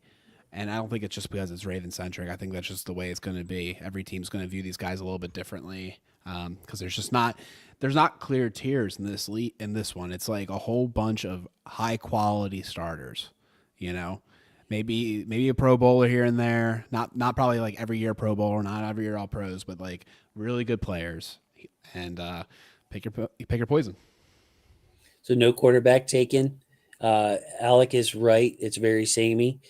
Next year, Alec, I'm gonna start bothering Alex and Sutton when I start digging into the draft to give your ear a break because I was having such a hard time this year, guys. Like usually, the true first round grades, there's about 8 of them. Yeah, if it's a good year, it might get up to 10. If it's a bad year, maybe there's only 6. And all I had was Travis Hunter and Abdul Carter, and I'm thinking there, and I'm starting to question my own sanity, and I'm calling Polianis. I'm like, bro, I think I'm only going to have 2 guys in the dark green.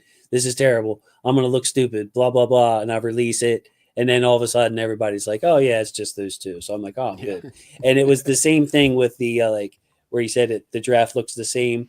Like whoever I put at number 3 on the board didn't look right. Whoever I put at number 7 on the board, didn't look right. Why am I putting a tight end up there? Even Warry can't be that high. So it is very, very, as Alec put it, samey. in this part of the draft where nothing would surprise you. Yeah, actually, I was going to ask you, Jason, can we get an update on the big board? Can you throw that up on the screen? Absolutely, absolutely. So, at least I think so. Okay, here we go.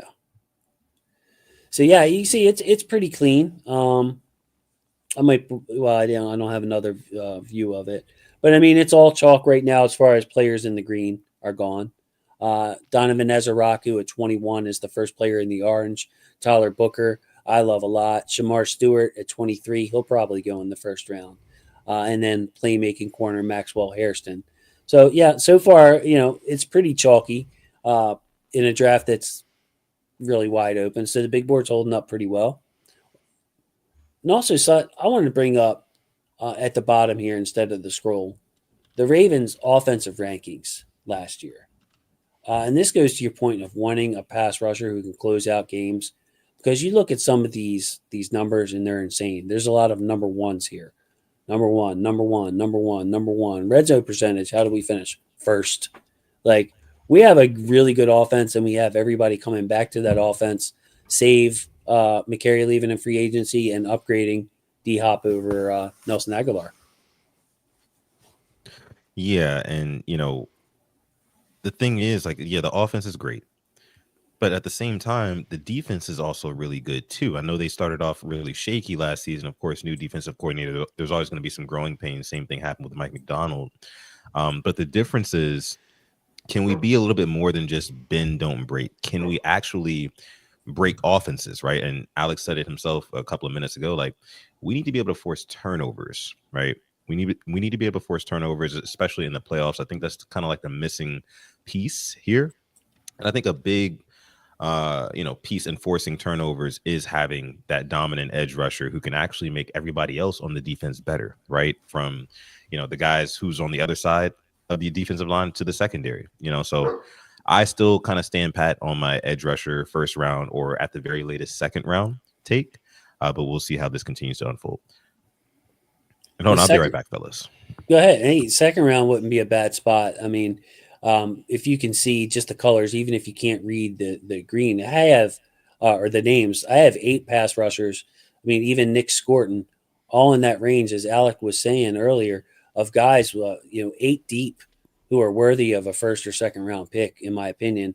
And that's not counting guys that other people are high on, like Landon Jackson, JT Tuimoloau, Oladejo, Braden Swinson, Princely Uman Mielen, Josiah Stewart. All those guys could be, second round picks.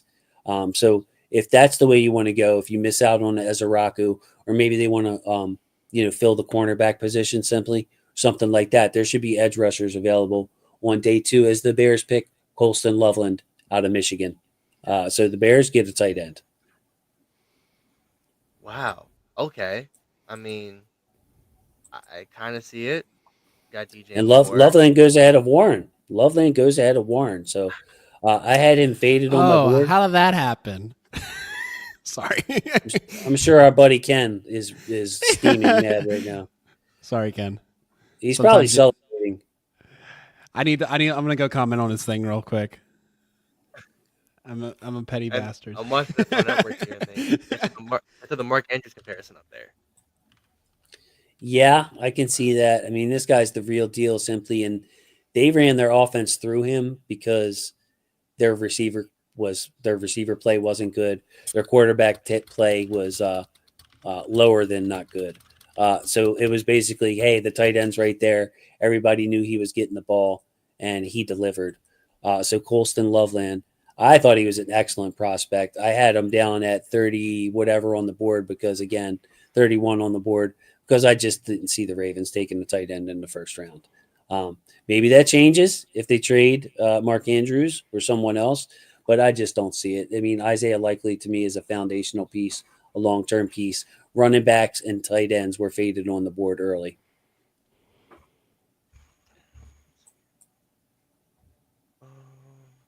The comment and trolling Ken. You ought to be ashamed of yourself. Come on. Look, it's just one of those things where we were doing the show and I was like, yeah, no, he's my number 1. And I wouldn't be surprised at all if he goes first. I think I said like the thing with Tyler Warren. No offense to Tyler, but he plays with this physicality that he knows like he's a bigger, badder boy than anyone else on the field. And yeah, he was on Saturdays. I'm not so sure about on Sunday. And then his lack of ability to separate and just like I felt like he might be a little less special.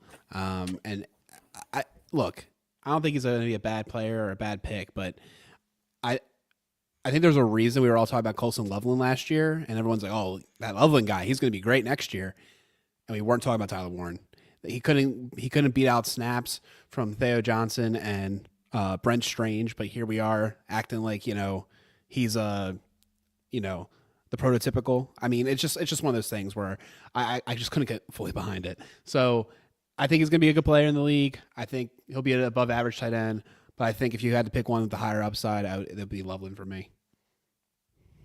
I would say receiving wise, I take Loveland over Warren. It's just the blocking that people are all over the map on with Colston Loveland.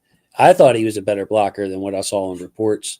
Like they weren't afraid to run behind Colston Loveland, but Tyler Warren is that prototypical Y tight end where you could ask him to line up on the line of scrimmage. He's got a lot of experience doing it. A real physical player.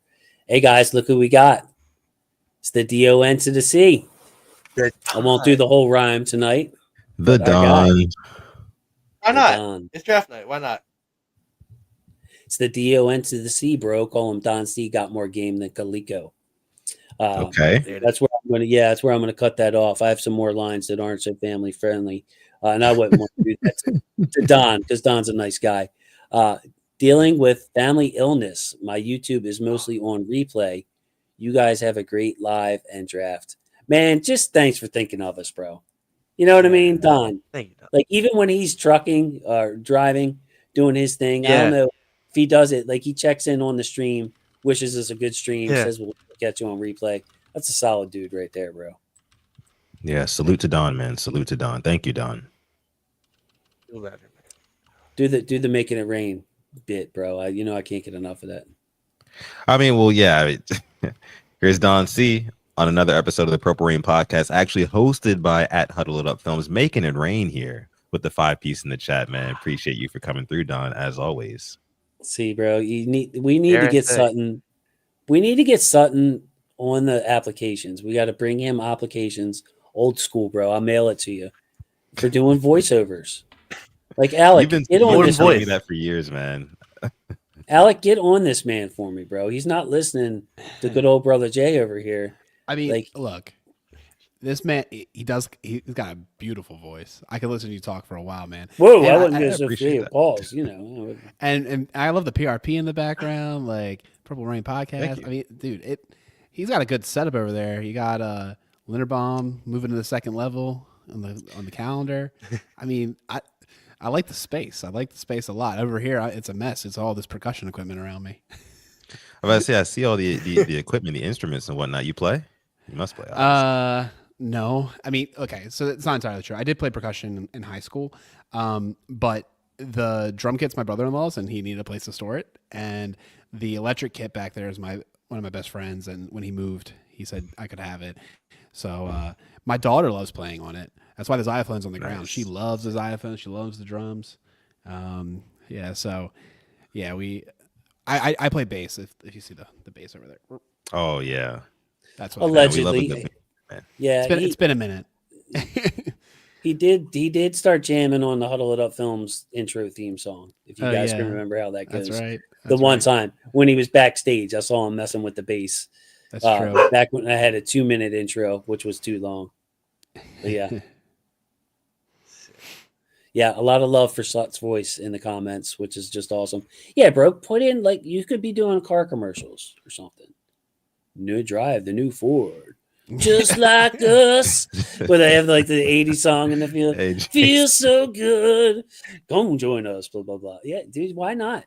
Why, if you could get paid sitting there with a microphone, why wouldn't you do it? You can still work your regular job or whatever. I actually know somebody who does voiceover work. Really? Yeah, it's a thing. So the thing that's crazy is I didn't comment on when it was happening live, but they spent like the pick is in for the Bears, and they're spending like 15 minutes talking about the NFL draft or the NFL schedule release party is going to be on the 14th of May. Like, tune in. We'll tell you about Christmas, this, that, and the third. And I'm just like, guys, like, come on, can we just get to the picks? Like, so are we going to be like the regular Christmas team? I'm wondering about that. Ravens Christmas every year, like the Cowboys and Lions on Thanksgiving.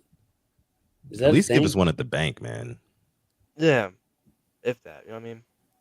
Yeah, that's true because we've played 2 years in a row, but neither one of them were home. Like if they're going to make us the Christmas team, at least give us one at home.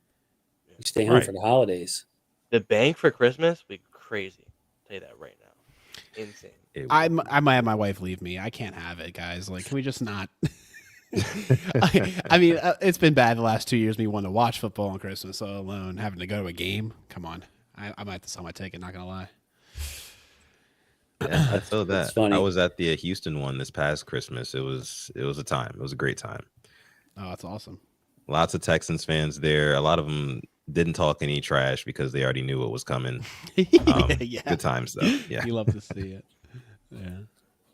Did a mock draft with my guy Matt. So much respect for Matt. Michael Williams being taken by the 49ers. Big, strong edge rusher. They're going to like him there. But anyway, there was a Texans fan on there drafting for the Texans. He ended up trading like more than what the Browns traded tonight for A.J. Brown because he was just so disgusted with their receivers. And I thought it was funny. He traded away Dameon Pierce. He traded away Dalton Schultz, like just to get those bums off the team. Like we were having a serious draft, and this man just brought all his emotional baggage into the Texas emotional baggage into the chat, into the draft. So I thought that was funny. I'm sure his fellow fans are like really mad at him for a lot of them anyway, for just doing the unrealistic and trading the whole draft away for A.J. Brown and trading away guys because he didn't like them. Madden franchise mode type of thing you do. Yeah, man, you're doing a professional draft. We were all there for our buddy Matt. You know, you got Bill Carroll there in a 3-piece suit. And this man's just like trading the whole franchise away to get AJ Brown because he likes him. I mean, he's a great player too. So I don't, want to say, AJ Brown isn't great. He is. So another one off the big board. Yeah. Big board staying strong though, bro. We just got Colston Loveland, the only kind of like quote unquote wild card pick so far. But Michael Williams, excellent player. I think he would have fit with the Ravens really well because they like run stoppers, and he's the purest run stopper in this draft. It's just like the most polished. You don't usually see somebody like Michael Williams.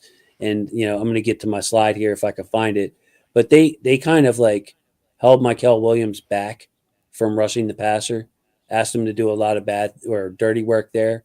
But when he was allowed to rush in those games versus Quinn Ewers in Texas, he had 4 sacks in 2 games. So when he was allowed to stand up and go get the quarterback, he did it. But most of the time they had him at 4-eye. He was down in the dirt, 4-point stance with both hands in the dirt, and he's got those edge rusher tools. So that's what they're getting.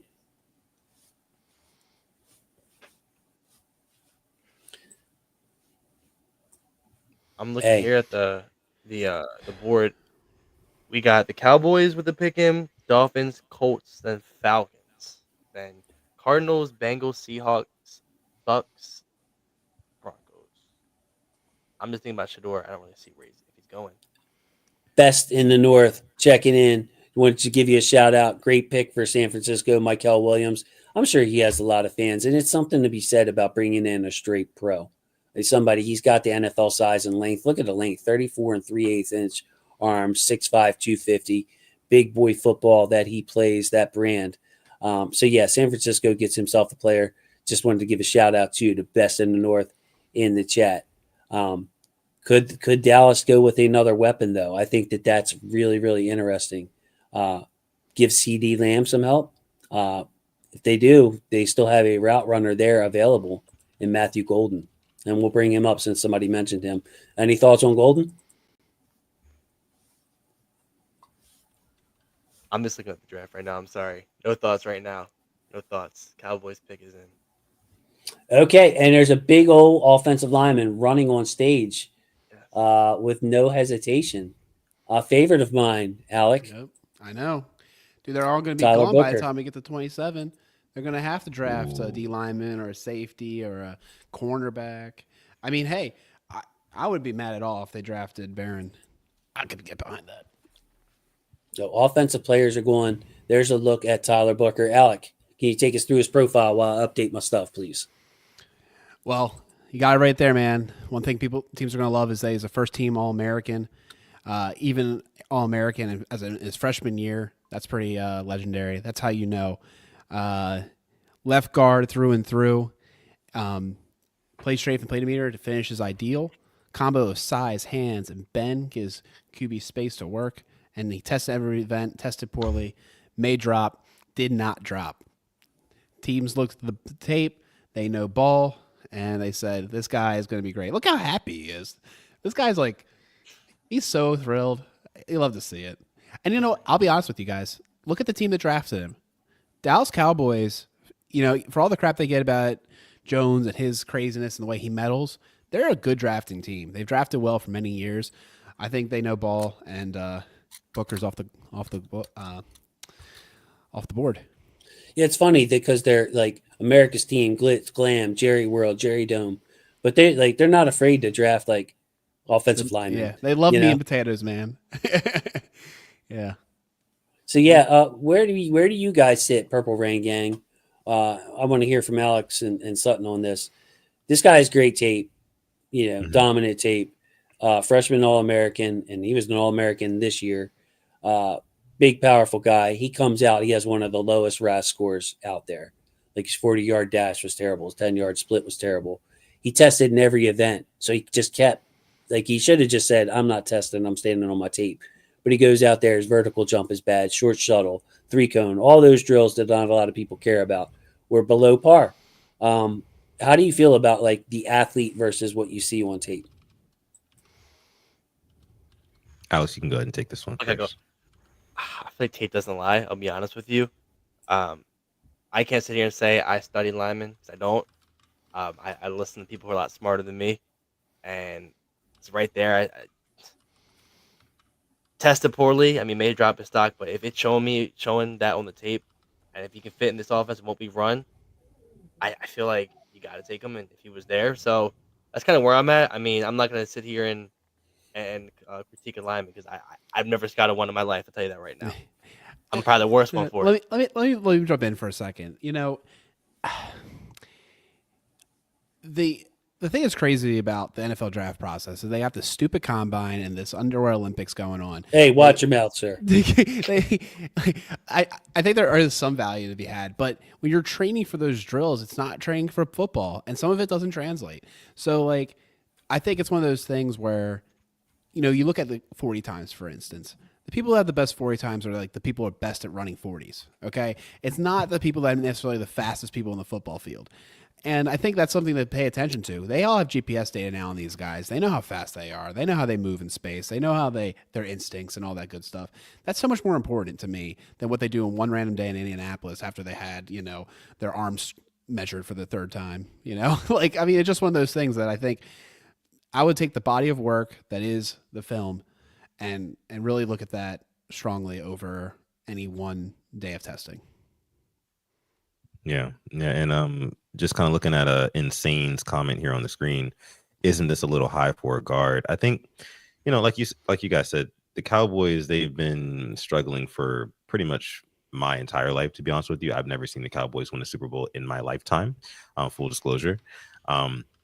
But I think that it's not a reach for them to go ahead and get a Tyler Booker at guard here at this pick, especially considering what you have in the NFC East, right? You've got a lot of killers in the trenches in the NFC East. I mean, we just saw the Eagles in the Super Bowl with the Jordan Davises and the Jalen Carters of the world and all the guys they have on that roster. And then, of course, with the Commanders, they've got Javon Kinlaw, Dorrance Armstrong, and, there's other players too. But I just think that, and with the Giants, Abdul Carter, just getting him, that's going to put more pressure on the interior of that offensive line. I think that this is kind of like, with all that being said, this is kind of like a no-brainer pick for them. They've got sufficient enough players at the skill positions. Of course, Dak Prescott is a mainstay there. CeeDee Lamb as well. I think that they could definitely use an upgraded running back. That's 100% for sure, and I don't doubt that they go ahead and grab one in this draft. But No, I don't think that this is too high for Tyler Booker to go to the Cowboys. Love it. Love it. Wanted to bring Kimberly Harmon in for her comments here. Appreciate you joining us, Kimberly. There it is. Okay. Do you think the Ravens get best players at number 27 or worst players? Just curious. Hey, I'm generally like it's for the first round. And she's disappointed that the Ravens didn't get a player like Booker.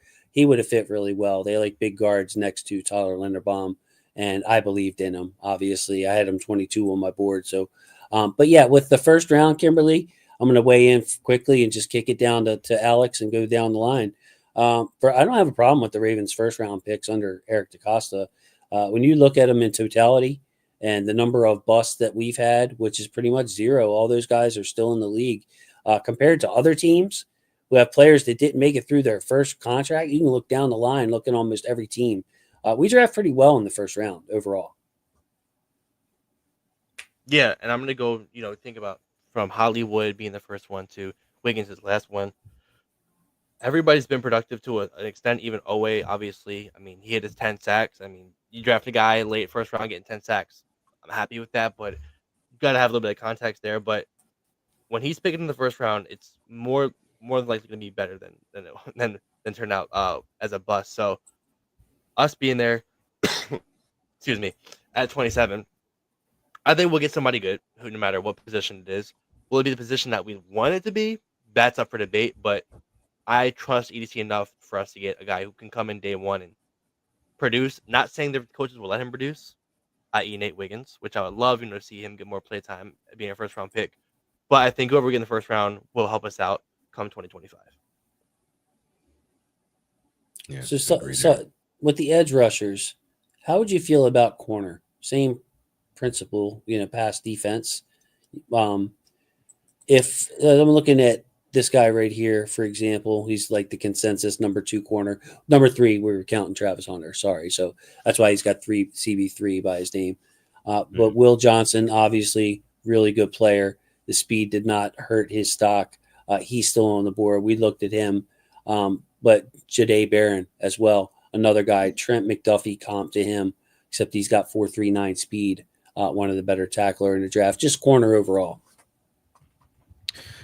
Yeah, I mean, when it comes to corner, again, I think I see somebody in the chat here. Jeremiah W. What's going on, Jeremiah? Says never enough corners. I can always think back to, I think it was 2021 season or something like that. Back when Baker was still with the Browns. I think it was a Monday night game or a Thursday night game. The Ravens got to a point in that game where they were literally taking guys out of the stands to go play corner.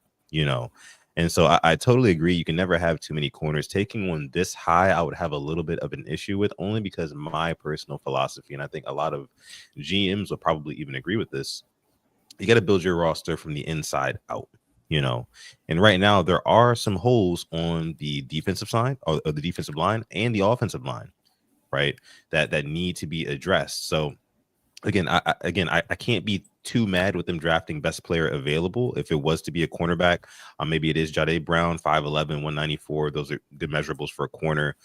Really good tackler in the draft. You have them as the second cornerback overall in the draft. I think that it wouldn't be a bad pick.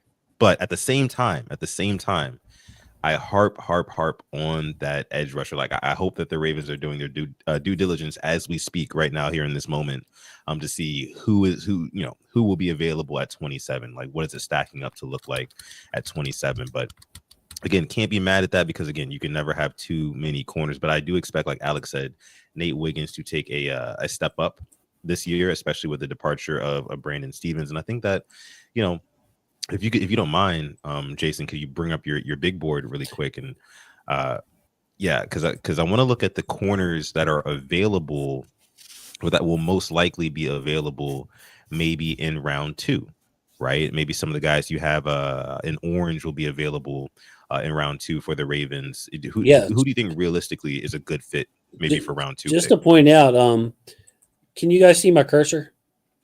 By any chance on the screen? Yes. Okay, so like this is the cornerback group, 8 deep in second round grades or higher.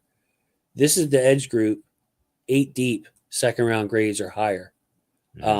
2 guys from the green left in edge, 2 guys from the green left in corner. Only 1 corner taken, and that's been Travis Hunter. Only 2 edge players taken. Abdul Carter, obviously consensus, and Michael Williams. So both of these positions right now are have lasted pretty good for the Ravens. You could have easily had 2 corners taken by now. Could have easily had more than 2 edge rushers taken by now, and there's not. So it's right now. I mean, I know it's really early still. We're on pick 14. Goodell's about to announce the Indianapolis pick here.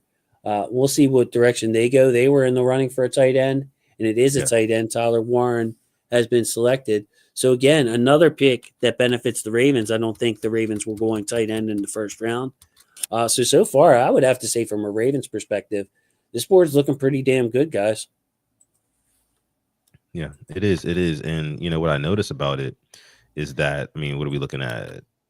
Most of the players selected so far are in the trenches. You know what I mean? We're looking at tackles. We're looking at guards. We're looking at edge. You know what I'm saying? Like, there seems to be an arms race, right, to build up those trenches based off of what we saw last season in the playoffs. So by the time 27 rolls around, I would not be surprised if literally the no-brainer BPA, best player available, pick was a DB. And at that point, I can't be mad, right? Because I don't, while I'm talking all this junk about, oh, Ravens got to get an edge, Ravens have to get an edge, I don't want them to reach at the same time. I don't want them to reach too far, So if there is a guy, like you said, a couple first round talent names still left at cornerback, a couple first round names left at safety as well. Again, a lot of people are projecting Starks to maybe be there at 27, maybe even Worry.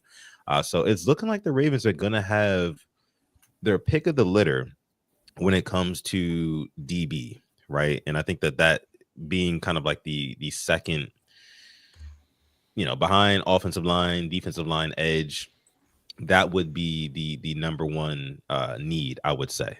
So the more I'm sitting here talking about it to you guys, I'm thinking cornerback or safety might be the pick at 27. Like if there was a FanDuel line set right now for like what position are the Ravens going to pick at 27, I think it would be a favorite for them to go ahead and pick a DB.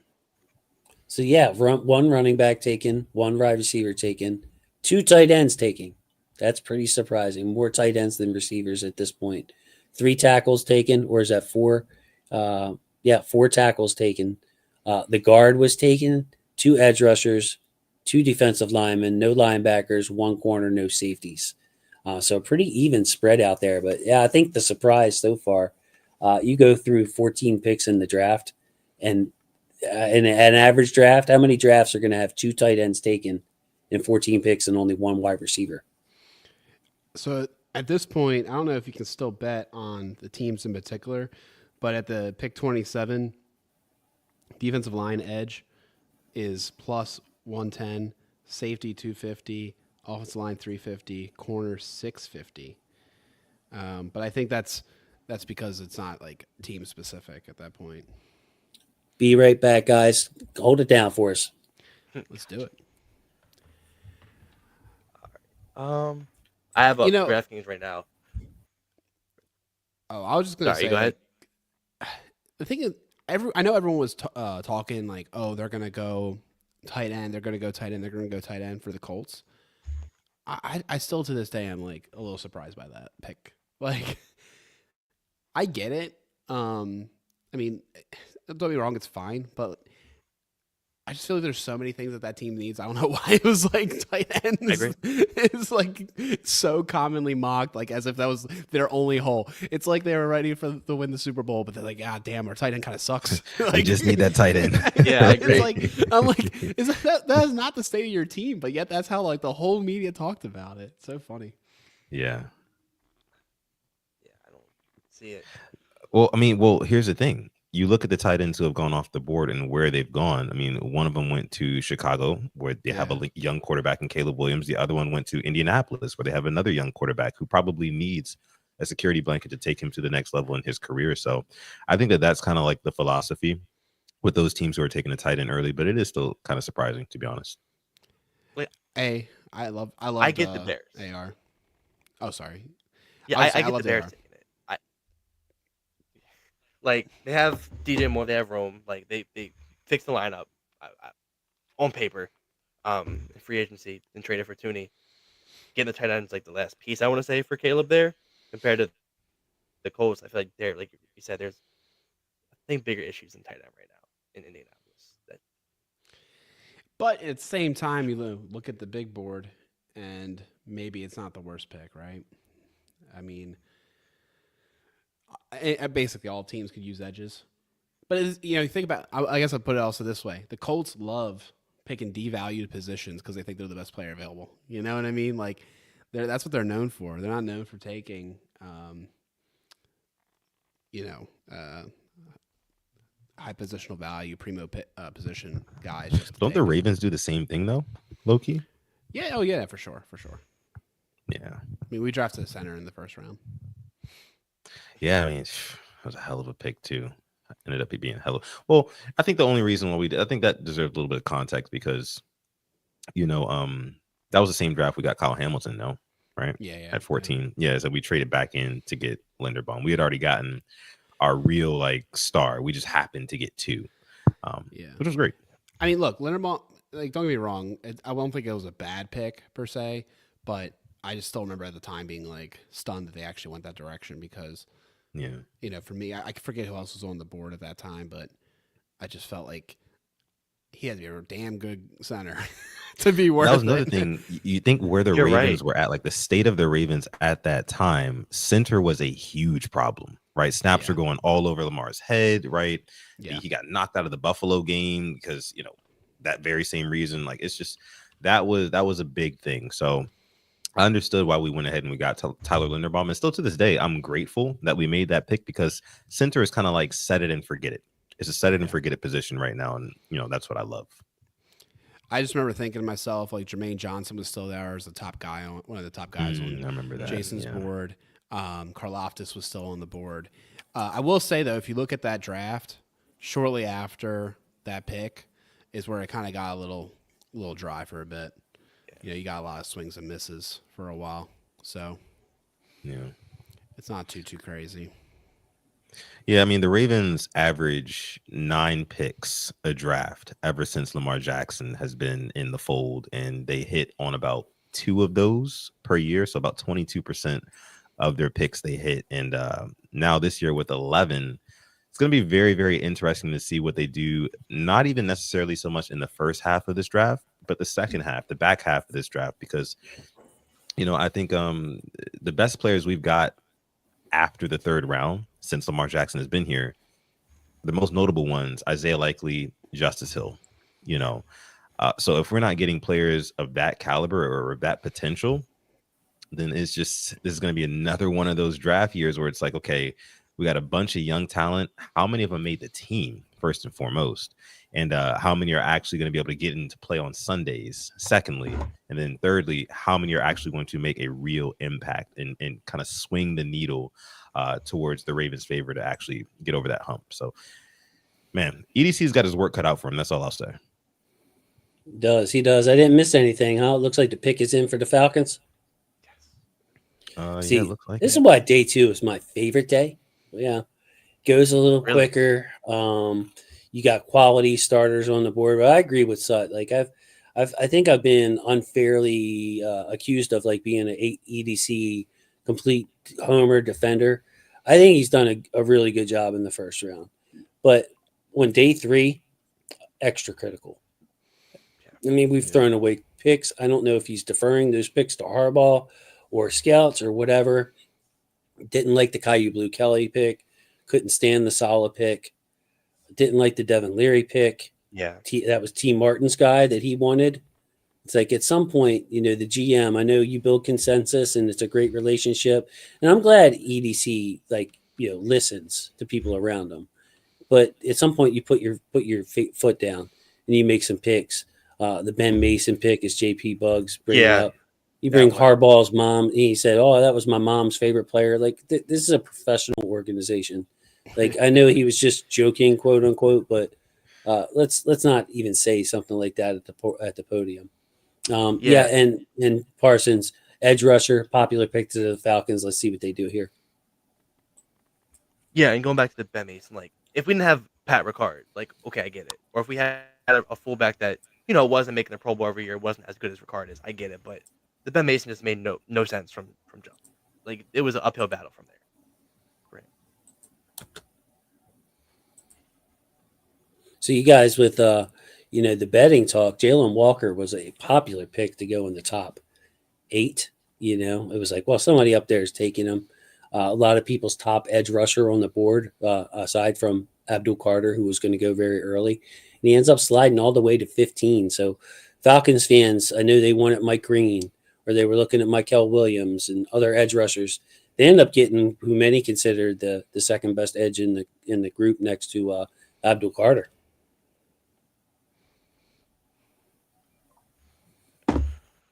Yeah, lost Matt Judon, who's still out there, free agent wise, which is surprising to me. Yeah. So, Sud, how would you feel if the Ravens were like, look, man, we brought in Kyle Van Noy. Look what he's done. We brought in Clowney. Look what he's done.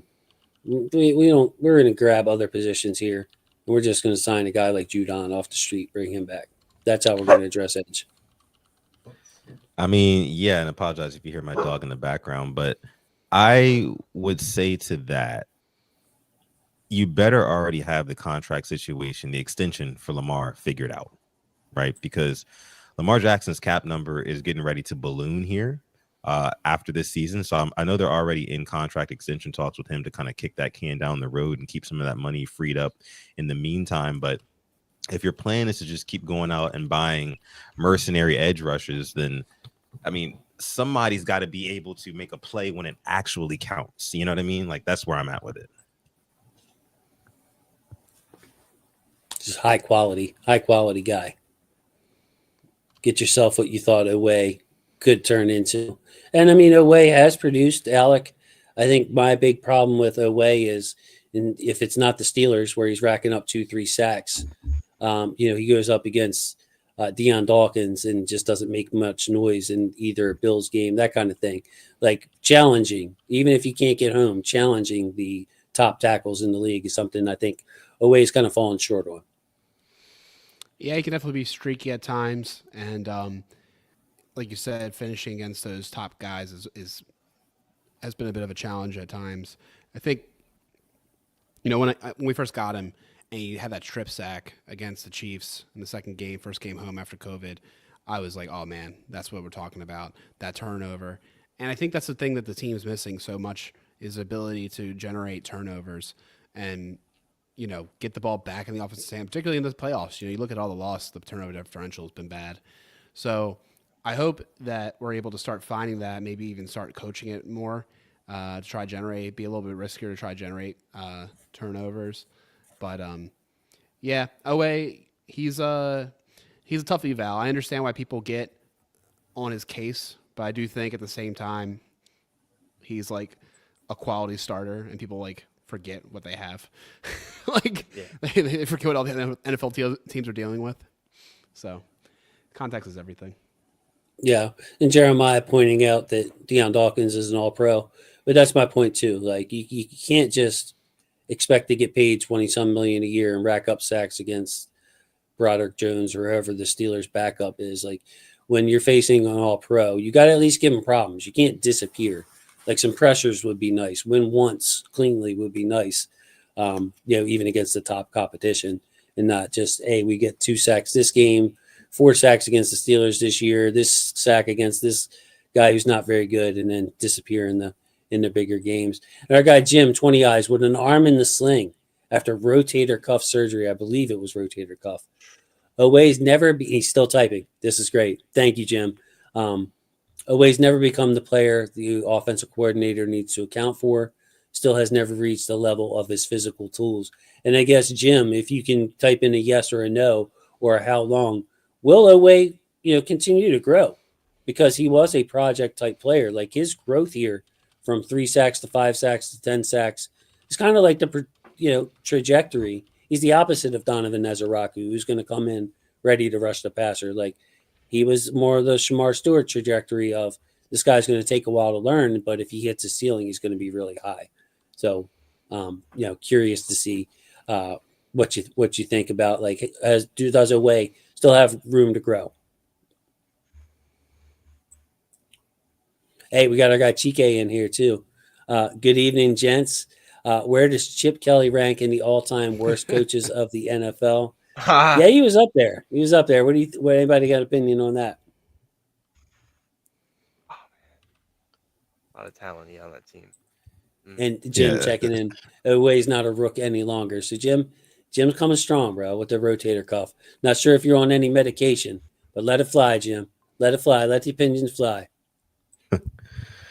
Yeah, man. I mean, when it comes to Oweh, I mean, well, the whole Chip Kelly thing, I think some guys just aren't cut out for the NFL, quite frankly, as coaches. But when it comes to the whole Odafe Oweh thing, I mean, you bring up a good point, from 3 sacks to 5 sacks to 10 sacks. We've seen steady progress, that is for sure. But I think the Ravens are at a point now, where they just absolutely need that game-wrecking edge. And I hate to sound like a broken record, because I know a lot of the fan base kind of mimics that sentiment, but that's where we're at. I mean, we don't need a guy who's going to barely scratch 10 sacks in the season. And 10 sacks is 10 sacks, don't get me wrong. But if in the playoffs, like, your best quality is setting an edge and not getting after one of these high-octane quarterbacks in a Josh Allen and a Patrick Mahomes and a Joe Burrow, and potentially, I don't know, Shedeur Sanders, if he comes and joins the Steelers, we'll see. CJ Stroud, Justin Herbert, we haven't seen him yet in the playoffs. The AFC's got a lot of really good quarterbacks. And in the playoffs, those quarterbacks tend to perform pretty well, and their X factor abilities tend to come out. So if you don't have a guy who can get these guys on the ground when it matters most, what does it really matter? Like that's just where I'm at with it. And, a lot of people kind of not necessarily projected, but speculated about Odafe Oweh maybe being traded on draft night, which I think is still maybe a possibility, but we shall see. Sure, because he wasn't going to be traded for a top 16 pick, so interesting. So want to bring up Walter Nolan as gone off the board, and I just one of JP Bugs' favorite guys. A lot of love for Walter Nolan in the draft community. No, our guy Chris, just joking, loves him. And hey, Love West checking in.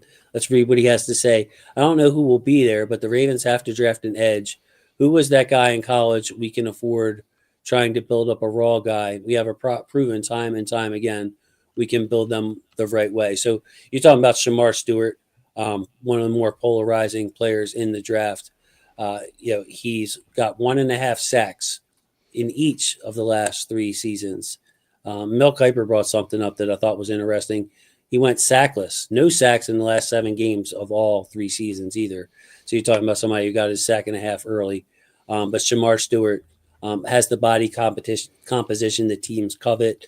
Insane testing at his size, 4'5", 40, and a 40-inch vertical. 40-inch vert is 6'5", 267. You look at the length there, 34 and an 1/8 inch arms. Disruptive, pressure creator. They moved him inside, slid him inside to pass rush, but only 1.5 sacks a season in each of the last 3 seasons. So the argument I've heard from people who love Stewart is you bring him in, you pair him with Chuck Smith, you let Chuck Smith build him up, like our guy Wes is saying. And then other people are saying, give me the polished pass rusher. I don't want to go through the Oweh experiences again. So that's the Shamar Stewart argument.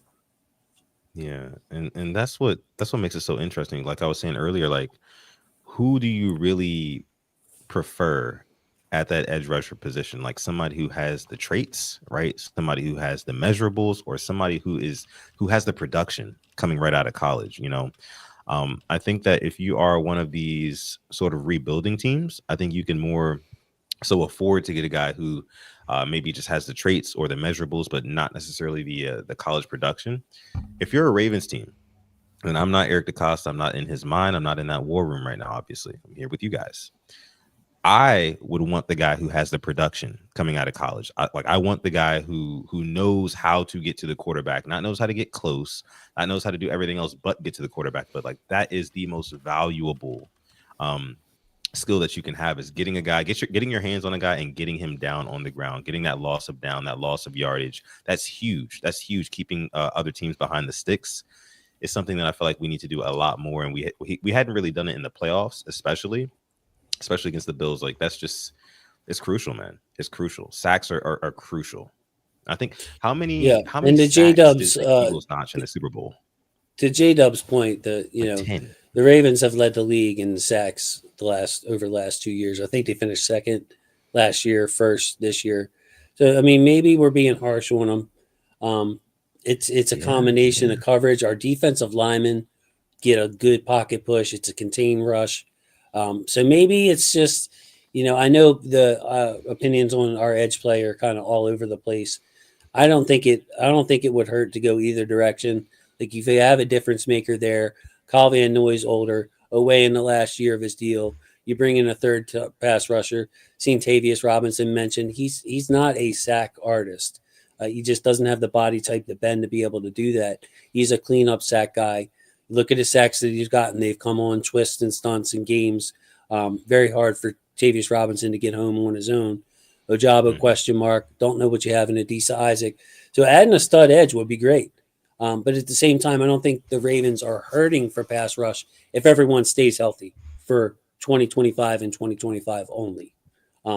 Two big ifs, though, their side is like, you lose away, you lose Van Noy, all of a sudden your pass rush in trouble. Yeah, I mean, the Ravens aren't hurting at tight end either, but Mark Andrews is a big question. Mark Andrews led the league last year in tight end touchdowns, and still some fans want him gone. Why? Because he hasn't been getting us over the hump when it matters most in the playoffs. That's the only thing I'm saying.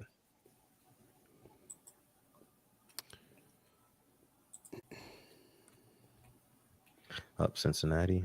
Let's see. Yes, Cincinnati at pick 17. Pick is in. Ooh. I already know. So Cincy, a divisional opponent. I've seen people say go all defense this draft. Could Cincy add an offensive lineman, or are they going all defense? Yeah, man. So in case you guys were wondering, Yuri is going to shower. That's what he texted me to tell me. He's going to shower. Big news. Yeah, then he's coming in. Breaking news. Breaking news. This is an interesting pick, guys. I will tell you that. Yeah. Keen to hear your reactions. Okay, Bengals selection is in, waiting, as you guys are apparently cheating and ahead of the curve. Sometimes messages appear. You see the notification. You can't help it, okay? So we didn't trade the Bengals Mark Andrews or anything, right? All right, don't put that out there. Don't even. No, not yet, at least. Okay, so they take the athletic beast. Shamar Stewart is a Bengal. So for all the smack talking that we just heard everybody talk about Shamar Stewart, he's going to try to make you eat your words there, Alec. Okay. Yeah, I know. I mean, I hope he doesn't hurt my boy Lamar. That's all I have to say. Yeah, this is just yet another pass rusher entering the AFC North. He's going to be, bless you, he's going to be alongside Trey Hendrickson, who just led the league in sacks last season. Very interesting pick. Of course, you have Myles Garrett in Cleveland, TJ Watt, of course, in Pittsburgh. So I just think this pick makes it all the more relevant and obvious for the Ravens to go ahead and try to get their guy, whether that be in the first round or second round. I'm sorry. We got to get somebody. Man, just to kind of keep up, because at this point, I mean, what's the best way to stop a superstar quarterback? To have a superstar edge rusher. You know what I mean? Like, I think that's the best way to do it. That in a run game, that in a really good run game. So, man, the way that it's shaking out right now, I feel like this is a good time to add. There's been 4 edge rushers taken, 3 defensive linemen taken. So 7 out of the first 17 picks have been guys that you have plan on affecting the quarterback. So the Philadelphia Eagles effect coming into play tonight. 7 out of 17 on the defensive front. Pretty high number there, even for the talent in this draft. And I saw somebody bring up Adisa Isaac, and I saw somebody bring up Mike Green. Wanted to, and the Mike Green stuff was earlier. Wanted to address Mike Green. He is the number 6 player on my board. Now I just pretty much ranked them based on what I saw on the tape. But Mike Green has 2 serious allegations, one in high school, one that led for his transfer to Virginia to go have to play for Marshall, sexual assault allegations. So, he's not charged, anything like that, but who knows what the off-field, background tests and things like that the teams do reveal whether teams are scared off of Mike Green. So that is in his profile, unfortunately for him. But yeah, he would be he's going to be an excellent pass rusher if he's clean and he comes to the NFL and does his thing. But those options at pass rusher at the first round quickly drying up. So the Ravens, if they were planning on going pass rusher or would take a great one if they're available, those options are drying up. Yeah, I just don't think the Ravens even touch that if he were to be there at 27 with the whole Tucker stuff right now. I can't see it happening. Me neither. Like Mike Green's there with the way the fan base is reacting, with the Tucker situation still hanging over their head, and they're still getting questions about it because they haven't resolved that. I have a hard time seeing them touch Mike Green either. It'll be a distraction. Yeah, but you know who might though? And is probably going to pick up a player with questionable character. Cincy? It's that team. No, it's that team up in Kansas City. Oh, yeah. I was going to say the same thing. Yeah. Tyreek Hill. Like, no, come on down. No problem. Yeah. So, guys, I was here's say one Philly, for you. to be honest. Yeah, Philly. I thought the same thing. Philly, too. I mean, I think both those teams, no soul. They're going to just do it.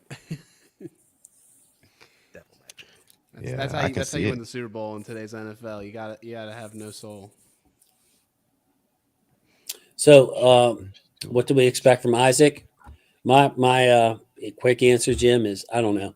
I mean, I think he's got plenty of talent. I think he sets a better edge, enough of an edge that is to where he can play on the field. He won't be a liability, so he'll get a chance to earn the right to rush the passer because he can play the run. How he does at that, I mean, especially first year, I don't think we can expect much. Like, we can't expect him to come out there and, play part-time role and pick up 5-6 sacks. That would be nice, but I don't think we can expect it. I don't know how everybody else feels about Isaac.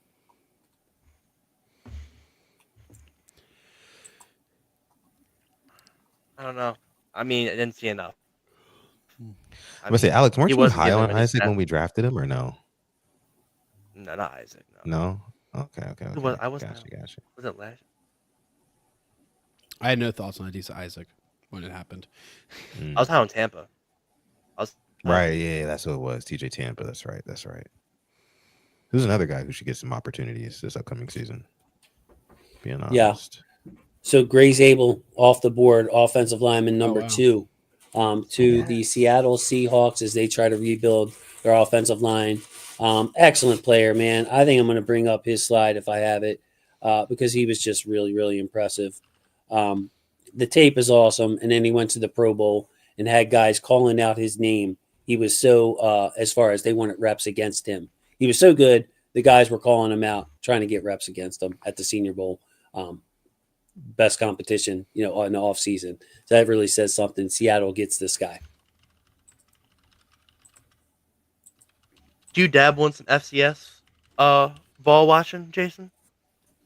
I do when you got Gray's Able and North Dakota State is in the finals every year. They are like the powerhouse there. So, I thought it was cool that Zabel was offered the NIL money, but stayed at his home school to play with his brother. So if you have questions, well, why didn't he play at a big school? He turned down money to stay there, which says something about Gray's Able and his character and his loyalty type thing. So I'm sure coaches will love that too. But yeah, he's not like built the most powerfully, but he plays with power because he's so damn technically sound. Like, you try to bull rush him, he sinks his hips. We saw that against some of the big defensive linemen at the Senior Bowl. The quick anchor boosts strength, plus mobility, can block an outside zone, can get out on screens, can climb to level 2 and get a linebacker. He's just a really polished player. And for a Division II guy, I get an FCS guy to be picked that high at pick 18 in the draft just tells you how good this guy is. NDSU can produce some players. Shout out to them. And Jeremiah, pointing out, 32-inch arms is short for a 6'6" guy. It's short on the offensive line for any type of tackle. That's why he's going to move inside, and that's why I have him as a guard/center, IOL number 2. Just these, there's a minimum. Even if you're not stuck on measurables, or measurables don't mean a ton to you, if you have 32-inch arms, these guys with 35-inch arms rushing off the edge are going to be able to get into your chest, even if you're technically sound.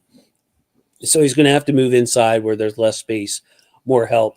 He can make a difference. He can play center. He can play guard. We've seen Linderbaum do that with short arms. So yeah, there we go. JP, bringing up a guy that I just dug up more information on, James Pierce, the edge out of Tennessee. So I was on with Bill Carroll, respected reporter, worked a bunch of places, and he was defending James Pierce because I brought it up in the draft. I was drafting for, I think, the Lions or the Bills or something. Ended up taking James Pierce after the Ravens had picked in that mock draft scenario. Again, helping out our guy, Matt.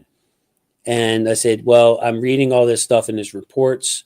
And McShay brought up that he really needs to change his mindset. He needs to get away from people back home. Reading through the reports, it's not just speculation, it's everybody. And they're throwing in bits and pieces, but you don't really get the whole story. Bill Carroll says, well, he's got 9 unpaid parking tickets, if you guys want to know. And then Bill Carroll was like, well, if you want somebody to ask you how your family's doing, he's not that guy. He's not friendly, blah, blah, blah. But Bill was defending him, saying it's not, he's not a terrible, person. But at the same time, like, you see the Ravens taking that kind of like, I'm going to do what I want. Who cares if I'm not allowed to park here? I'm parking here anyway. Like, something tells me that type of personality bleeds into your football character. The only thing I saw on film is he would take plays off, cakewalk through the end of reps. So I didn't see a full effort guy. I kind of saw that kind of like selfish nature in his play as well. Yeah, which is a reason he very well might drop to Kansas City or Philadelphia. Where's this kid from? Do you know where he's from? Hometown wise, not sure. Hometown. Okay. Maybe Alec has the beast up on James Pierce, but yeah, I don't have that. Let's see. All right. He's from Charlotte, North Carolina. Grew up a fan of Cam Newton. He went to Zulon B. Vance High School, which I think we all know was renamed to Julius L. Chambers High before his senior year. Oh, of course. I think that's common knowledge, but it's here anyways. So obviously very prestigious in the Carolina Bowl as a young man. But there's some people back in Charlotte that are holding him back, right? Character-wise. Interesting stuff here. I mean, when you are on the cusp of becoming a multimillionaire, right? And there's so much on the line when it comes to creating generational wealth for your family. I'm not sure if this guy's got any kids or anything like that at this moment, but it just seems like kind of like a no-brainer. But the only thing is, like, a lot of these kids are really just products of their environment, and they're kind of like mentally in that space where like it's hard to kind of let go of some of your homeboys from back home, especially when some of them are probably in his ear like, hey, look, man, you're getting ready to make it, like, you can come back home and kind of spread the wealth with us. I like that happens. That is a real thing, in one way or another, like, that happens. So the whole 8 unpaid parking tickets is kind of funny to me. But I thought that was hilarious. Like Bill Carroll just said it. It's a great way to put things, He's 21.53. Okay, I don't want to project, but I know how I was. I know how I was at 21. I should not have millions of dollars. You didn't have 9 unpaid parking tickets, and you said hello to people when you, thank you when they held the door. Look, man, don't compare yourself to James Pierce, bro. Like, I know, but I'm just saying, like, it is so tough. I think it's really tough for these NFL rookies who get the big deals to, like, not have like all those struggles. I mean, they're young. There's a lot of pressure. A lot of times they might want to want to help out people and things of that nature, but it can get challenging. They can get sucked up really quick. So I don't know. Yeah. I think it's really tough for those guys, and I hope they all get the guidance that they need to navigate it all. Hey man, so surprise! The Bucks took Emeka Egbuka over Matthew Golden, Wow. and over Luther Burden. So they get their help. Mike Evans, Chris Godwin is a free agent, if I'm correct, right? I have to check out their depth They chart. re-signed him, right? I'm not crazy. Yeah, please I look it up. think because he tore when he got hurt final play against us. I don't know why Bulls had in that play. That was he signed a 3-year contract with the Bucks. So they must love him, and they're giving Baker some weapons down there. So they're going all in on the offensive side of the ball. First guy taken from my second row. Now, with Egbuka, I have kind of a strong opinion on, and it's not consensus. But he's Ohio State's all-time reception leader. You know why? Because he had to stay all 4 years. You know why? Because he was always the number 2. To Jeremiah Smith, to Marvin Harrison, to Chris Olave, to Garrett Wilson, whoever it was, they were the number 1. Egbuka, hey buddy, can you play the slot? Can you do this? Can you do that? Sure. So teams rave about his unselfishness, his leadership categories, that kind of thing. But when I look at him on tape, it's like nothing stands out to me as far as NFL elite. I see a different type of play style, but same career path as like a Juju Smith-Schuster, where if you put him next to Antonio Brown, he's great. He can make a Pro Bowl. You ask Egbuka to be at number 1, it's just not going to work out. So that's my kind of evaluation on Egbuka. I like Luther Burden better, higher upside. I like Golden better, higher upside. Egbuka, solid player, good number 2. Can't go wrong with him type guy. Yeah. JP. Yeah, I forgot they had Jalen McMillan too. JSN, good comp for him. So yeah, if you want a big old polished slot receiver, there you go. And that's what the Bucks got with Egbuka. Again, the coaches love him, high character guy. But go ahead, Alex. I'm not spoiling anything. The Giants are trying to trade back in the first round. Nothing's been happening. But Back into the first round. Yes. All right. Oh, God. Well, the thing that's interesting too about this pick is Godwin's, coming off a horrific injury. Evans and his hamstring, he misses a couple games every year, still finds a way to get 1,000 yards. I think even though they have McMillan there, they're going to find ways. Obviously, I think he'll be, the third guy out there a lot, but it could be very quickly he's the second best guy there because of injury, and maybe he even rises up and is number 1. Evans is getting older. He might supplant Godwin right away. It's in the range of outcomes, particularly after that injury. Maybe he'll never be quite the same. So, yeah. I don't think it's an awful pick by any means, but kind of like Jason said, they got a very polished, lunch pail wide receiver who will always be there, but probably will never make a Pro Bowl. And I don't know. That's just there were some guys on the board that might actually make Pro Bowls. Yeah, the amount of talent left on the board is scary. I agree. Go ahead, guys. All right, we're only 7 picks away from the Ravens. I think we're starting to get in that time frame where ranking 7 guys or like creating a list and plucking them off and seeing how many we got is a reasonable exercise. Yes, there's 7 guys left. I have Mike Green. We talked about whether the Ravens would take a player with some serious charges in his background. Nick Emmanwori, Will Johnson, and Jahdae Barron, the 2 top corners, aside from the unicorn Travis Hunter, are still available. The 2 top safeties, Emmanwori and Stark, still available. So his teams have stayed away from the DBs. You got big old Derek Harmon, play like a Ravens style defensive lineman. Excellent player, would add to our pass rush from the interior. Give us someone who can take over for Travis Jones when he presumptively prices himself out of Baltimore next year. And then you got 2 guys with injuries, which makes their draft stock a little bit harder to predict. Jihad Campbell, the linebacker just an excellent, safe, standout player.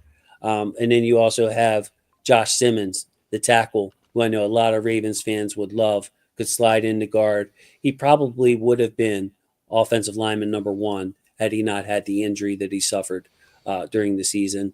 And then, of course, Sut, simply our guy, Ezeraku, still on the board. So from Mike Green that you see at number 6 there to Ezeraku, that's 1, 2, 3, 4, 5, 6, 7, 8, 9, 10 guys. And that's not counting any of the, a playmaking corner I have at 24 in Maxwell Hairston. So it's looking like the corners right now have dropped and the 2 safeties had dropped. That's 5 DBs that I'd be happy with that pick. 7 picks out from the Ravens. I'm forgetting. Denver didn't always have this pick, right? They just trade up. I don't know. I thought they were picking around that time. I thought they had an earlier pick.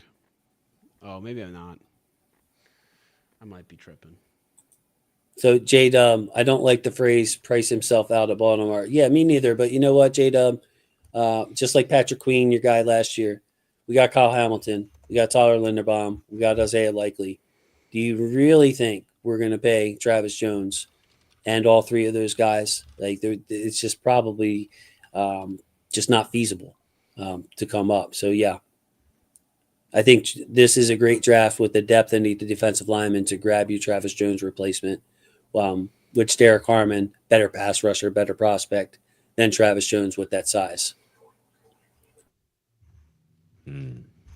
I saw the Broncos link with Omarion Hampton a lot from North Carolina. You think he goes here? Yeah. Would that possibly pick? For sure. That would be a great pick for them. I think tight ends were a possibility, but both of the top 2 are gone unless they really like Mason Taylor, which wouldn't shock me. But it's for a third tight end with the 20th pick would be surprising. To answer JP Bugs, I think Harmon would be the one. I don't want Pittsburgh drafting. I could see it being Hayward all over again. Yeah, because I think it makes this pick very interesting for Pittsburgh. Like, a lot of people thought it might be a no-brainer. Like, okay, yeah, they're going to go ahead, take a swing on Shedeur Sanders, right? We know Mike Tomlin loves him. I'm sure for the past 30 minutes to an hour, Mike Tomlin's probably been texting Deion Sanders like, hey, look, if your boy falls to us, we're going to go ahead and we're going to draft him. I think that would be a perfect fit. But with all this talent left at all of these positions of need for not just the Ravens, not just the Steelers, but everybody, anyone could use an edge. Anybody could use some extra cornerbacks, a really good wide receiver. You know what I mean?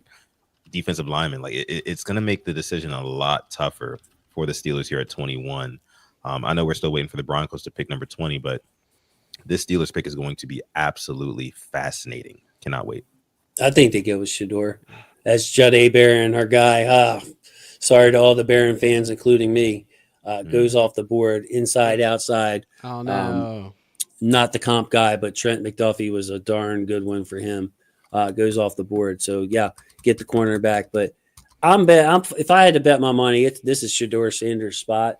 And the Steelers are going to be very happy about that because they didn't have to trade up, move at all. They just sit there at 21 and take a quarterback that they believe in, apparently. I mean, what do they have on the NFL, the Steelers? If everything, man, it feels like goes their freaking way sometimes. Have to trade up. I mean, but what's honestly what's the thing that scares you the most about Shedeur Sanders? Because he doesn't necessarily have, the measurables. He's not athletic. He doesn't have the biggest arm, right? And I just don't know. I feel like in the AFC North, he is going to have his work cut out for him. Again, we don't know where the pick is going to go yet, but I'm not that afraid of Shedeur Sanders. I'm really not. You know what? The only thing that scares me about him is he's a pain in the butt. It just seems like a Steelers pick for a team that's a pain in our butt. Shedeur is a pain in the butt to play. Doesn't look pretty. Oh, he ain't got a big arm. He ain't mobile, but then he just throws the deep ball. I saw Russell Wilson comparison to him. Thought that was a pretty good one. Throws a nice deep ball. Takes too many sacks. mobility. Yeah, okay. Yeah. But that's it. So again, another Mike Green question from our guy JEJB. Great to see you, bro. Great to see you. Check in. Do you think Mike Green will fall to us? Man, we just talked about that a little bit, and I mean, who knows? When you got off-field stuff like anything is possible.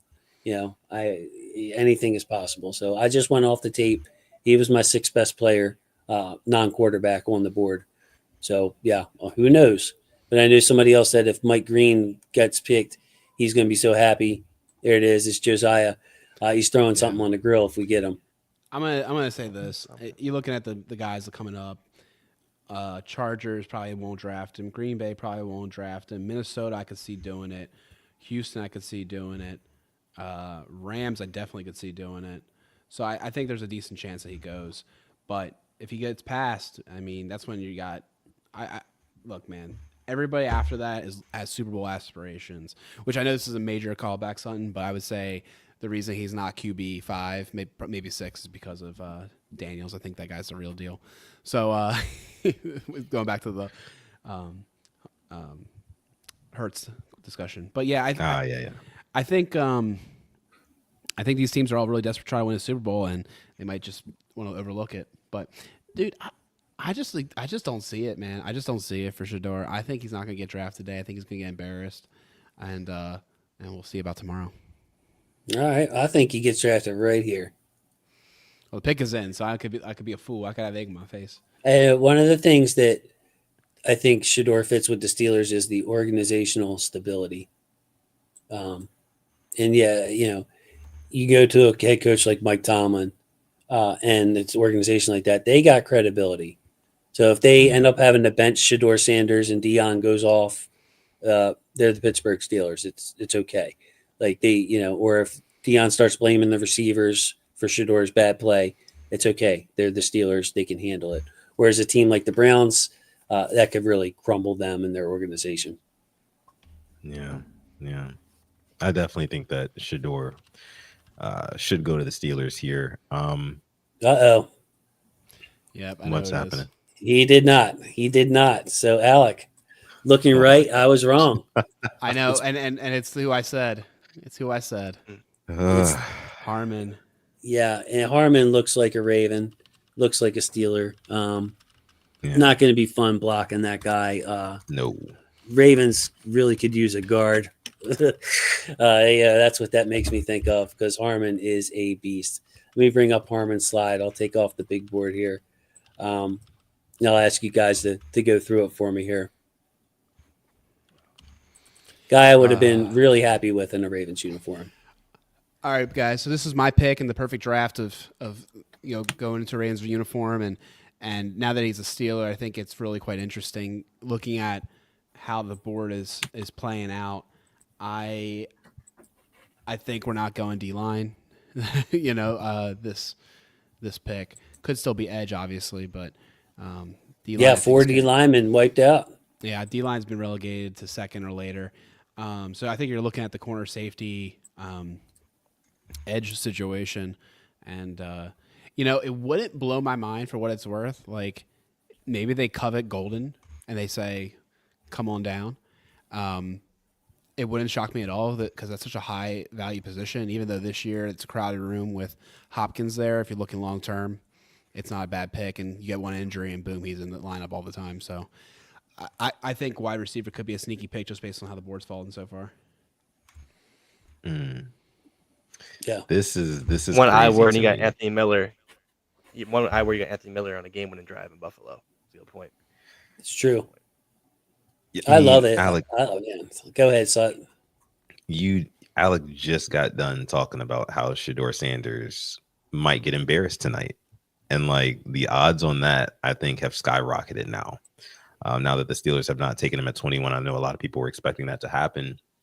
But it kind of reminds me of all of the talk we heard about Shedeur. And I know Harmon was the pick, but I was really expecting Shedeur to go there. And I know Jason was as well.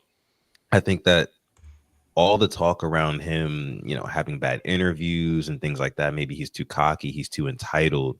This might be the league trying to teach these NIL kids a lesson. You know, there's been a clear changing of the guard in terms of like the power dynamics between, you know, potential prospects and these NFL coaching staffs, because you get these kids who are coming in and interview with assistant coaches who they make way more money than, and they're not like, you know, basically bending the knee to them anymore. And I feel like a lot of these coaches don't like that. That's why you get these articles coming out. Oh, this guy's arrogant. That guy's arrogant. He's too full of himself, whatever. Yeah. And maybe we see the NFL kind of teaching him a lesson here a little bit. He might fall to day 2, and that would be a huge story come tomorrow morning. Son, I love what you just said. You know, I think that the NFL is always a little bit of collusion and cahoots, and I do think the NIL and how that's impacted that, and the transfer portal, and like how all these things have kind of impacted how the game's changed. Yeah, I think it's a new dimension. Some of these kids have already gotten a decent amount of money playing the sport. Some kids stay in college because they can make more money there than they'll make in the pros. Yeah. You know? So it's a very interesting dynamic that happens now, and I think it does. You know, we were just talking maybe a couple picks ago about the character not concerns, but like giving young men unbelievable amounts of money. How challenging that is. Well, now some of them are getting it at 18. You know. Well, hey, that should help the process. That should help the process. Look, they always. I'm the first one to say they should be getting paid. Don't get me wrong. No, I'm saying instead of waiting, I'm saying it'll help the process. They're getting the money while they're in college, not when they get to your team. So if somebody changes with money, they're going to do it at the college level with, you know, less pressure on them. And kind of maybe that's what Sutton's talking about. You know, they've already gotten their first taste of the good life. Maybe they change a bit. They get a little full of themselves. They have a little more arrogant. Maybe they don't love the game as much. They're already like cashing out. You know, there could be. Actually, that's a good point. I think this is. I haven't really thought about this before, but I think it's interesting. Yeah, and again, you know, I think with Shedeur, attitude Pop brought up. You know, I feel like Deion changes everything. Shedeur, I don't think you can only categorize him as a black quarterback. Why did they do it as black quarterback? This is Deion's son, and we just got through with a pro day where Deion went up to the guy who was running the 40 drill and said, "Don't listen to this man. Do it your way," to his players. This is Deion Sanders. This is a guy who's more popular than some of these franchises.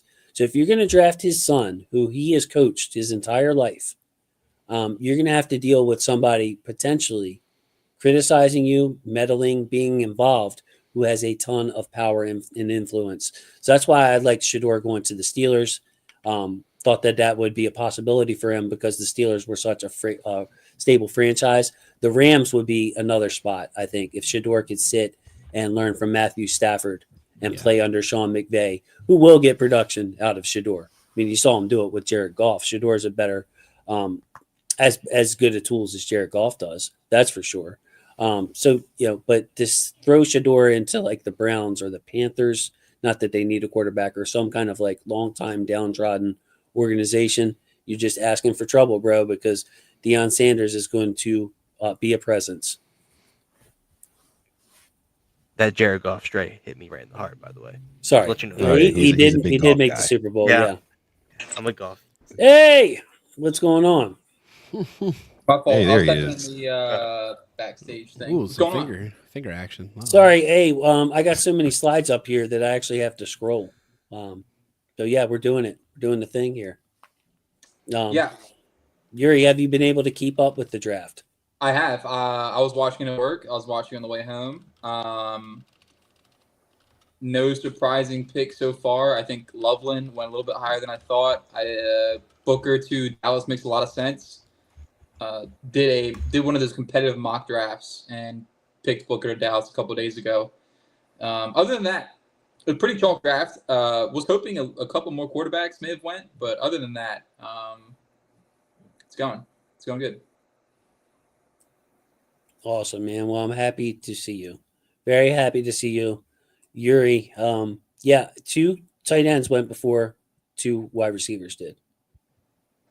Yeah, that was interesting. I thought Golden was a lock to go at least to Arizona, but he's still on the board. If I were to guess, he probably goes off the board year to the Chargers, but yeah, I guess the Bears want to run 12 personnel with Kmet and Loveland, which I think the skill set's a little redundant, but so be it. So Yuri, Matthew Golden still on the board, one of the better offensive weapons in this draft. Only one running back has been taken. Hampton hasn't been taken. The Chargers here, interesting. They could use an offensive weapon. Lad McConkey looked good, but aside from that, Joshua Palmer left.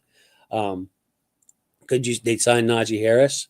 Is he a long-term answer at running back? Like, how would an Amarian Hampton as a third down back / potential workhorse work for them? Or maybe a Matthew Golden? Could you see an offensive weapon added to the LA Chargers here?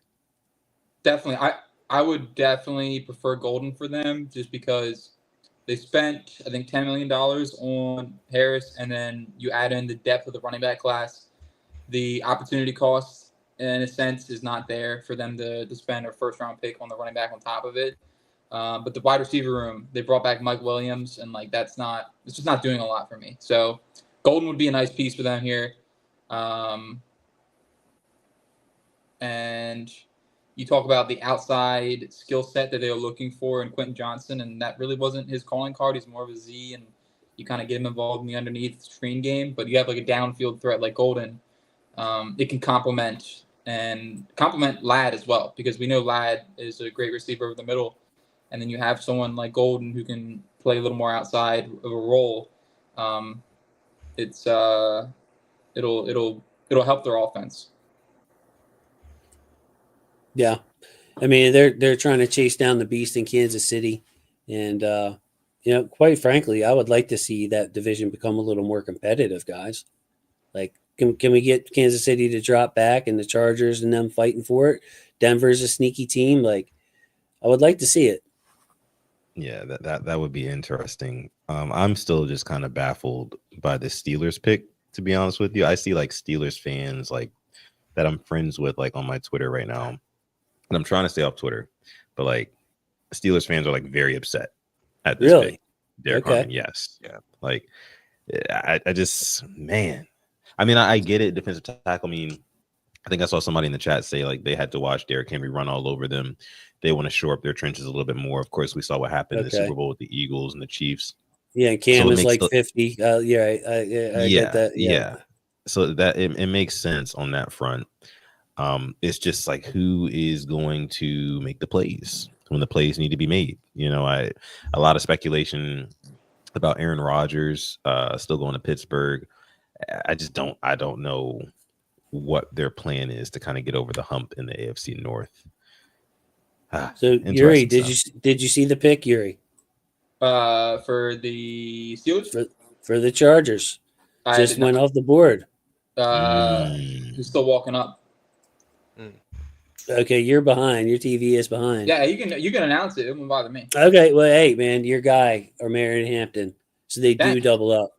Najee Harris and Omarion Hampton in the Chargers backfield. So Greg Roman's going to be really happy with that. Wow. Kind of a little bit of surprise. Now, I did suggest it. I did bring it up. I said offensive weapon and brought his name up, but ultimately I really would have thought a guy like Golden would have fit better. Yeah, I mean, I guess that's the way that Harbaugh and Roman kind of run. They love running. They love having good, healthy running backs. And then Hampton, I mean, Najee Harris really isn't the greatest third down back, but you can bring in someone like Hampton to come in and pass protect and take some underneath screens. And yeah, it's a great fit. This is exactly where you want them to be in a downhill, north and south type of scheme, get upfield type of offense. So it's a nice fit. I would have preferred Golden, like I said, but it's good to see my guy get a couple extra $1 million. Yeah, your North Carolina guy getting some love. So pick 23, pick 24, pick 25, pick 26. That's 4 picks, and then pick 27. So we basically can take our top 5 guys now, and you will be guaranteed to get one of them. It is getting close. Yeah. So Mike Green, Nick Emmanwori, Will Johnson still on the board, Malachi Stark still on the board, Matthew Golden still on the board, and then 2 players who would have already gone had they not been injured. Jihad Campbell, Josh Simmons, the linebacker and tackle. And then our guy, Ezeraku, still on the board as well. Wow, man. So you've got options at pretty much a lot of different ways you can go, especially in the secondary with the 2 top safeties and corners available there. I feel like Houston or the Packers would take Simmons. That's my hunch. But if they don't, and he does fall to the Ravens, Jason, can you give us your quick eval on his ability to move inside for some time? Yeah, Simmons could probably play inside. I mean, his length, I think, would tell you that he might do better inside, but he's just such a pure pass blocker, rather. The best pure pass blocker in the class, in my opinion. So, you see his starts on both sides of the line, Alec. That tells me that he'd be comfortable even if you asked him to play right guard. His vertical sets in any capacity, he was equally comfortable. Handle speed really easy. Quick feet, efficient hands, sustains block. So, like, his hands aren't just efficient, they're strong. And he had that season-ending knee injury, or else he would have been up there right with Will Campbell and Membu up there. And because of his injury status, I'd just put him at 20 on the board, expect him to still go in the first round, because if you draft Josh Simmons in the first round, you got him for 5 years. So if he has to miss half a season, or even if he's just not quite right all of this season, you're going to have a left tackle for the next 4 years after that. Just a great player, Alec. Now, what about Rosengarten? Do you think you could punch him inside? If you're like Josh Simmons is he's a better pass blocker. We think he's a better overall tackle. What do you think about that? I wouldn't do that. I don't think that would work as well. That's my thought too. Yeah. Yeah, it's just he's already got experience in Josh Simmons working his way back. You wouldn't mess with that. Hope Sut is back, willing to be back. Sut? Yeah, he's back. Okay. Yeah, I'm back. There we go. He's so back. All right, nice. Real quick, Simply, Sut, I haven't interacted with you guys a lot outside of a couple of DMs between me and Simply. How you guys doing? How you guys feeling about this draft? Hey man, doing well. First and foremost, thank you for that. And about the draft so far, there's been a lot of surprises. Again, I mean, you were here when I was talking about how shocked I was at the whole Shador thing. Kind of rewinding a little bit, the Browns kind of shocked me as well, not picking up a Travis Hunter with that second pick and moving back and getting a defensive tackle. So it's been a very interesting draft, to say the least. I can't say that everything that I expected to happen has happened, because it hasn't. But I'm just so anticipating this Ravens pick because, like Jason said, I mean, honestly, at this point, I see a lot of people talking about, okay, should the Ravens maybe trade back? Because there's still a lot of talent left. There's a wealth of talent left in day 2, and even in day 1, of course. But man, I'm feeling good about it so far. But Alex, what do you think? I'm right there with you. And son, I don't want to call you out, but we were talking about weeks ago, like, gosh, the Ravens trade back. It's like, no, like, we have too many picks, this and that. Like, yeah, I don't really want us to trade back, because we had a really good discussion about, like, we've had some duds on day 3. Like, let's not sit here and talk about, like, we don't hit, it feels like, on day 3. So, like, you're gonna be getting some, maybe 4th, 5th round if you trade back there. I'm liking the way it's looking right now, but I do want us to trade up in the 2nd round, possibly, maybe get a 2nd round, 3rd round pick. But as of right now, if we can get an edge rusher or maybe Simmons, I'm not going to be upset. I did see Will Johnson has some knee issues, which is why. Oh yeah, I'm reading that. Yeah, I see that. I just saw that too. Yeah, some very, very bad. I was told chronic knee issues. So that's tough to overlook. I'm with you guys. I think a trade back, if one of these quarterback needy teams like really wants to give us a nice package, like a 3rd round pick or some sort of pick swap, where we can get another top 100 pick, I'd be for it. If Cleveland, the Giants, those first 2 picks in the 2nd round, and they want to make that move, I'd be down with it. Other than that, I think right now the chalk pick for me is looking like Starks. The nightmare pick is looking like Jihad Campbell. I'd be very against that. I would immediately close out this stream, straight to Twitter, because I'm streaming my phone. straight to Twitter, it would be the immediate slander of Roquan Smith. It would just immediate, like it would be immediate slander because it's just not inside linebacker 2 and the Ravens defense. Like we saw it last year with Chris Ford. Like they can platoon it. Like they can. You'd like Trenton Simpson to start, but they can suffice there. So for them to spend another high capital pick on it, it just wouldn't be for me. At the moment, Malachi Starks would be a great pick. We'll see what Green Bay does here. Simmons would also be a great pick, but I think Houston takes him pretty easily. I don't. That's pretty chalk to me. I think Simmons goes to Houston, and they finally address the offensive line that looks like got CJ Stroud into like bad talks last year. And then Mike Green probably off the board. Sexual assault allegations. I doubt it. I mean, I know I get it. The kicker's still on the team, but they like staying away from that in the terms of the draft. So I'm not sure. I'm not sure what to do. Matthew Golden would be an interesting let's add another playmaker. Why not? Burden's still on the board. It's interesting to see some of these guys slide because then you find out tomorrow at 9 a.m. that they was hurt, some sort of issue. Right. You already just said, Jason, that Will Johnson has a chronic knee issue. Jeez, it was. So that could be why he's slip sliding. Look, I'm licking my chops at those two safeties. If they're both still on the board, I feel like the Ravens are going to pull the trigger on one of them. I really do. Yeah. Will Johnson's got the chronic. That is terrible, bro. Apologies to Dr. Dre, but it honestly is one of those sad things, man. You hate to see it with these guys. They have so much talent in the world, and the body just doesn't want to cooperate. I like listening to Chris Sims in his top 5 because he's always got some out there takes, and he's right on some of them. So I'll give Chris credit. But he's like, Will Johnson, one of the quickest cornerbacks in the draft, lightning quick. I'm like, Chris, I think he runs a 4.65. Like that's the only thing wrong with him. And a chronic knee injury. Oh, that's rough for a corner. Packers about to announce the pick. They need a corner for Jair. So I'm interested to see what happens as this man is taking his time. Hopefully his health is okay. I will not make fun of the man at the podium right now. Please. He looks, There was a Make-A-Wish kid a couple picks back, and I was like, come on, Jason, don't say anything. No. You get burned once. I was in customer service one time, Sut, and I said, well, I need to speak to Mr. So-and-so, and Mr. So-and-so wasn't with us anymore. And the lady started crying. I was like, he's not. I'm like, oh, well, okay. I'm going to have to change my methods of making sure verifying you got to verify who you're talking to, Yeah. So that was, 19-year-old me had to learn the hard way on that one.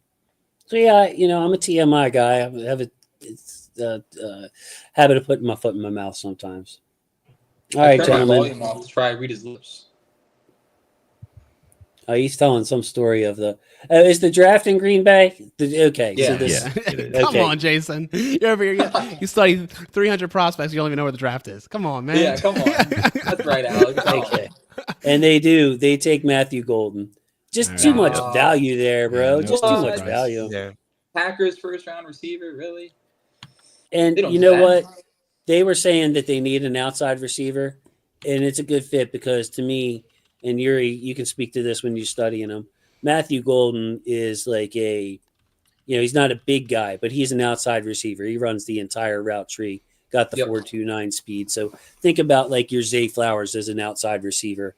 That's the kind of style Matthew Golden can play.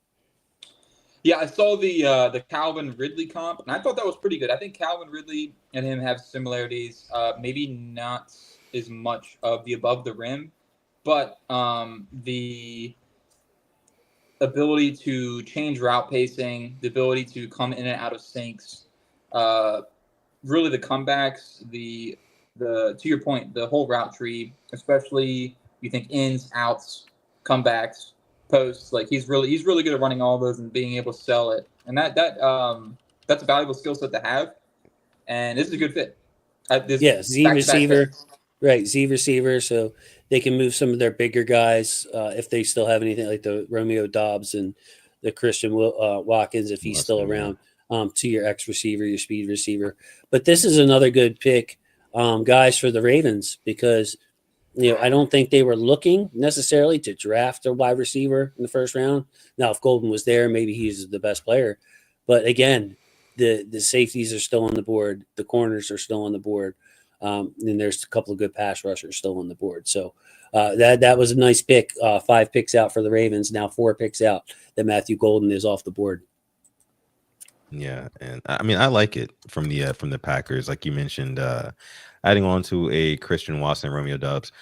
Christian Watson, a guy who's kind of in and out with injuries, over the years. And then also like the offensive line as well. I think they've got a pretty decent offensive line. Of course, they've got Rasheed Walker anchoring at that left tackle position, who actually we went to the same high school. He's a really nice guy. I went to his football camp last summer. But no, I like what the Packers have going on right here. I think that they could be a sneaky team in the NFC to maybe come out of the NFC next season. Just don't be surprised, but you heard it here first. What's next year's Super Bowl is Super Bowl 54, right? 60. 60. Good God. Is it really 60? It's 60. It's a Super Bowl that the Ravens must win. We all know this. Everyone's gonna be apocalyptic if they don't. So that's why I know the number. I'm already getting my. It's in Vegas, right? No, it's no. Last year was Vegas. No, last year was New Orleans. Last year was New Orleans. I think it is. Oh, I'm Vegas. sorry. When the Chiefs beat the Eagles. No, maybe. When Is the it back Chiefs to beat the Niners, Vegas? that was Vegas.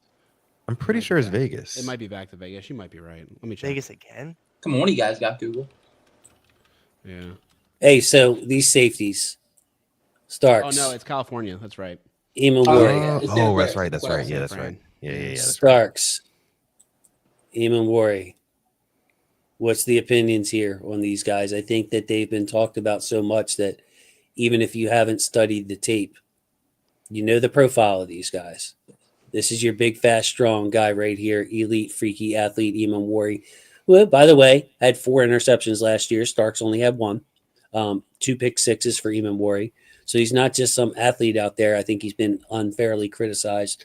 You see the 43-inch vert, elite size speed combination. But he's got that versatility that you love. And then Starks is your pure free safety, easily projects as free safety, as I put in the notes, plays with plenty of anticipation, and his play speed is a plus. So he's a 4.5 flat guy, which isn't a burner, but he plays faster than that because of his instincts.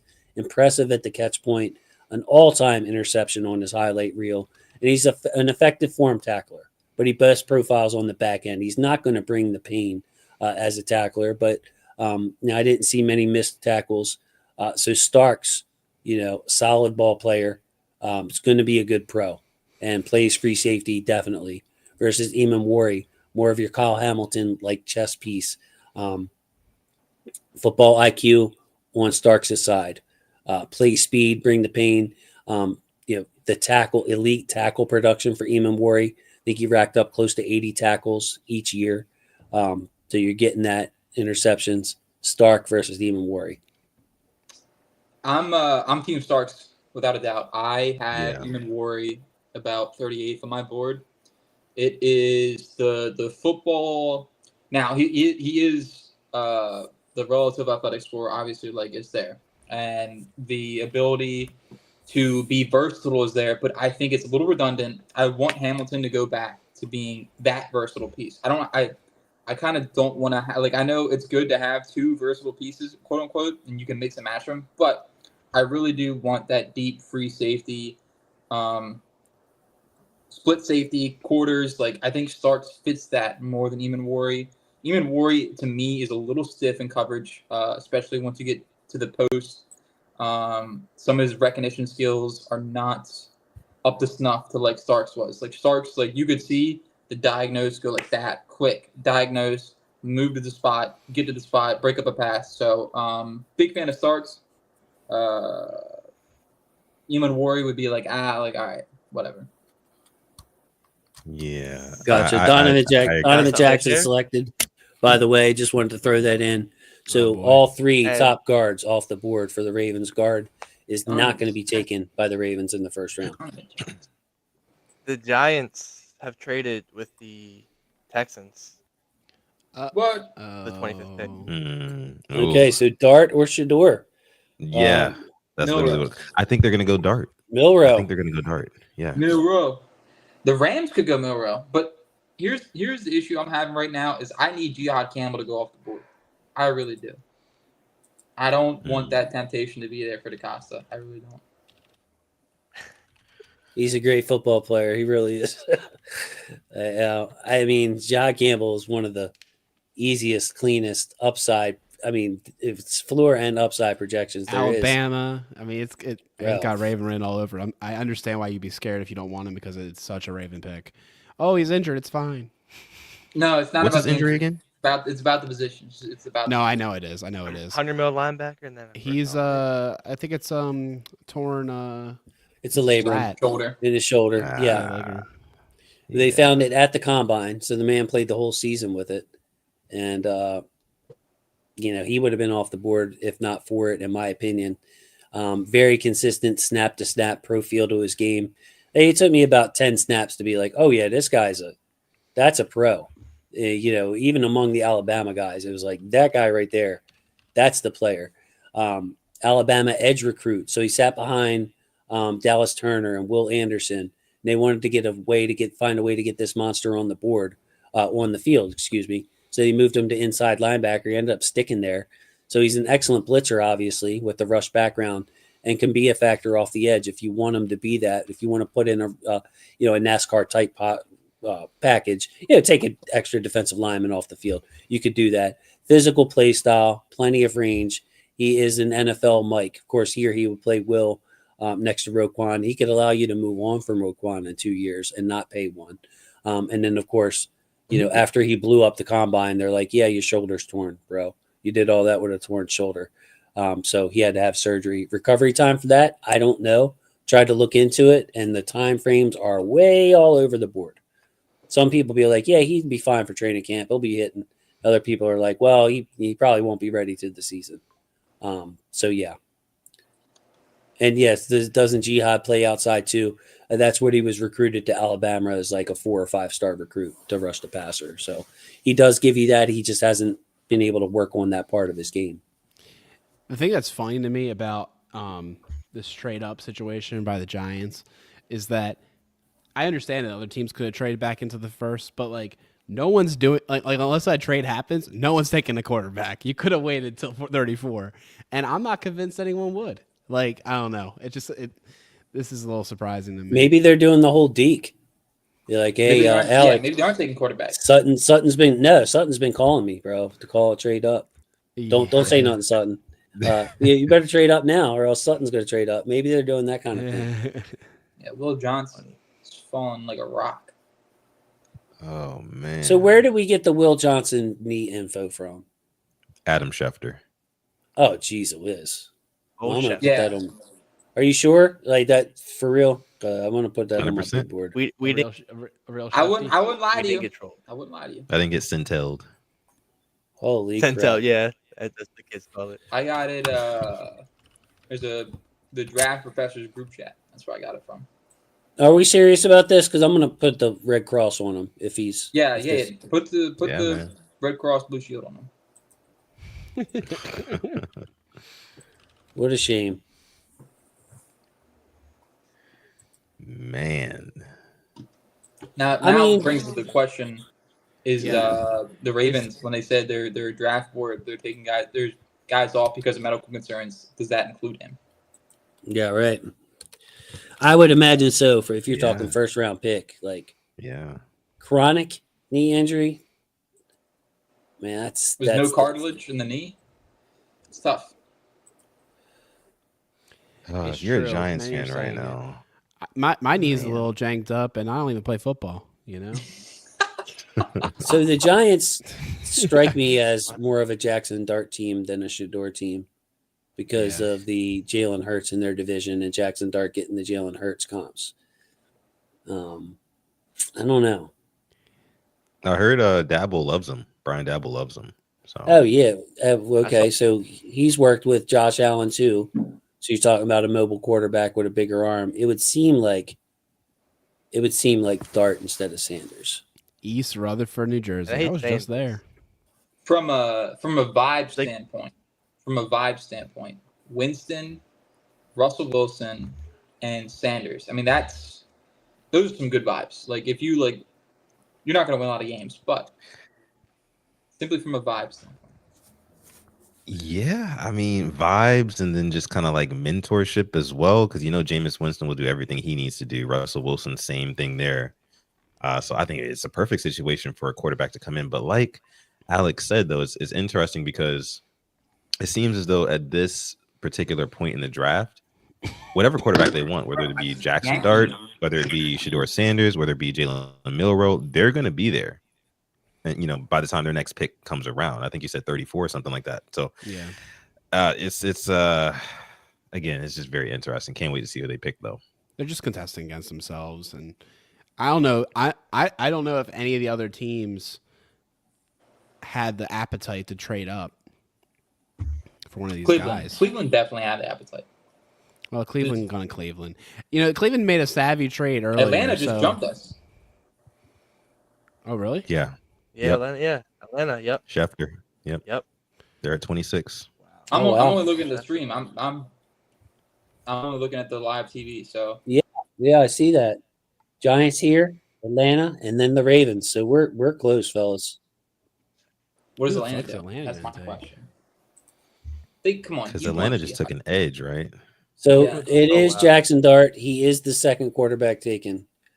Wow. That's funny because Joe Schoen, their GM's kid, put like Jackson Yeah. Dart's post on his Instagram. Yeah, I saw that. That's the sources. That's the sources right there. It's funny because his kid last year wanted him Those to draft Jaden glasses. Daniels. Oh my god. yeah. So now he gets his wish. He gets his wish now. It's a fascinating draft. I'm not gonna lie. It really is. This first Atlanta- round's kind of crazy.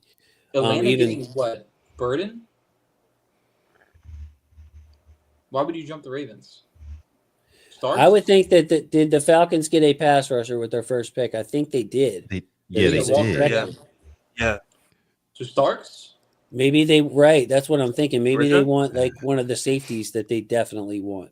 Yeah, they're no safety. No. We are one pick away from Malachi Starks. Oh, no. Yeah, I'm just so tickled, man. Jackson Dart gets picked. They got this guy with his nice like $4,000 camera rig, and then he also had in the other hand a disposable camera, and he's cycling through to the next shot to take another photo. I love it, man. People are crazy about the nostalgia. When your notes are better every year, competitive / tough, and Jalen Hurts, I don't feel very good about that. He's all right. Like he's the off script ability is there, but I don't within structure. I don't feel great about him. I also don't feel great about him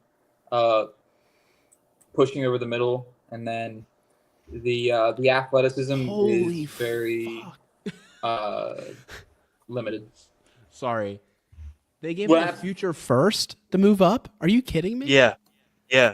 The Giants gave up a first to go from 34 to No. The Falcons. From 43 to No, I think it might just been just straight first. so they still have the interesting part about this board is you have Mike Green, whose problems we outlined off the field.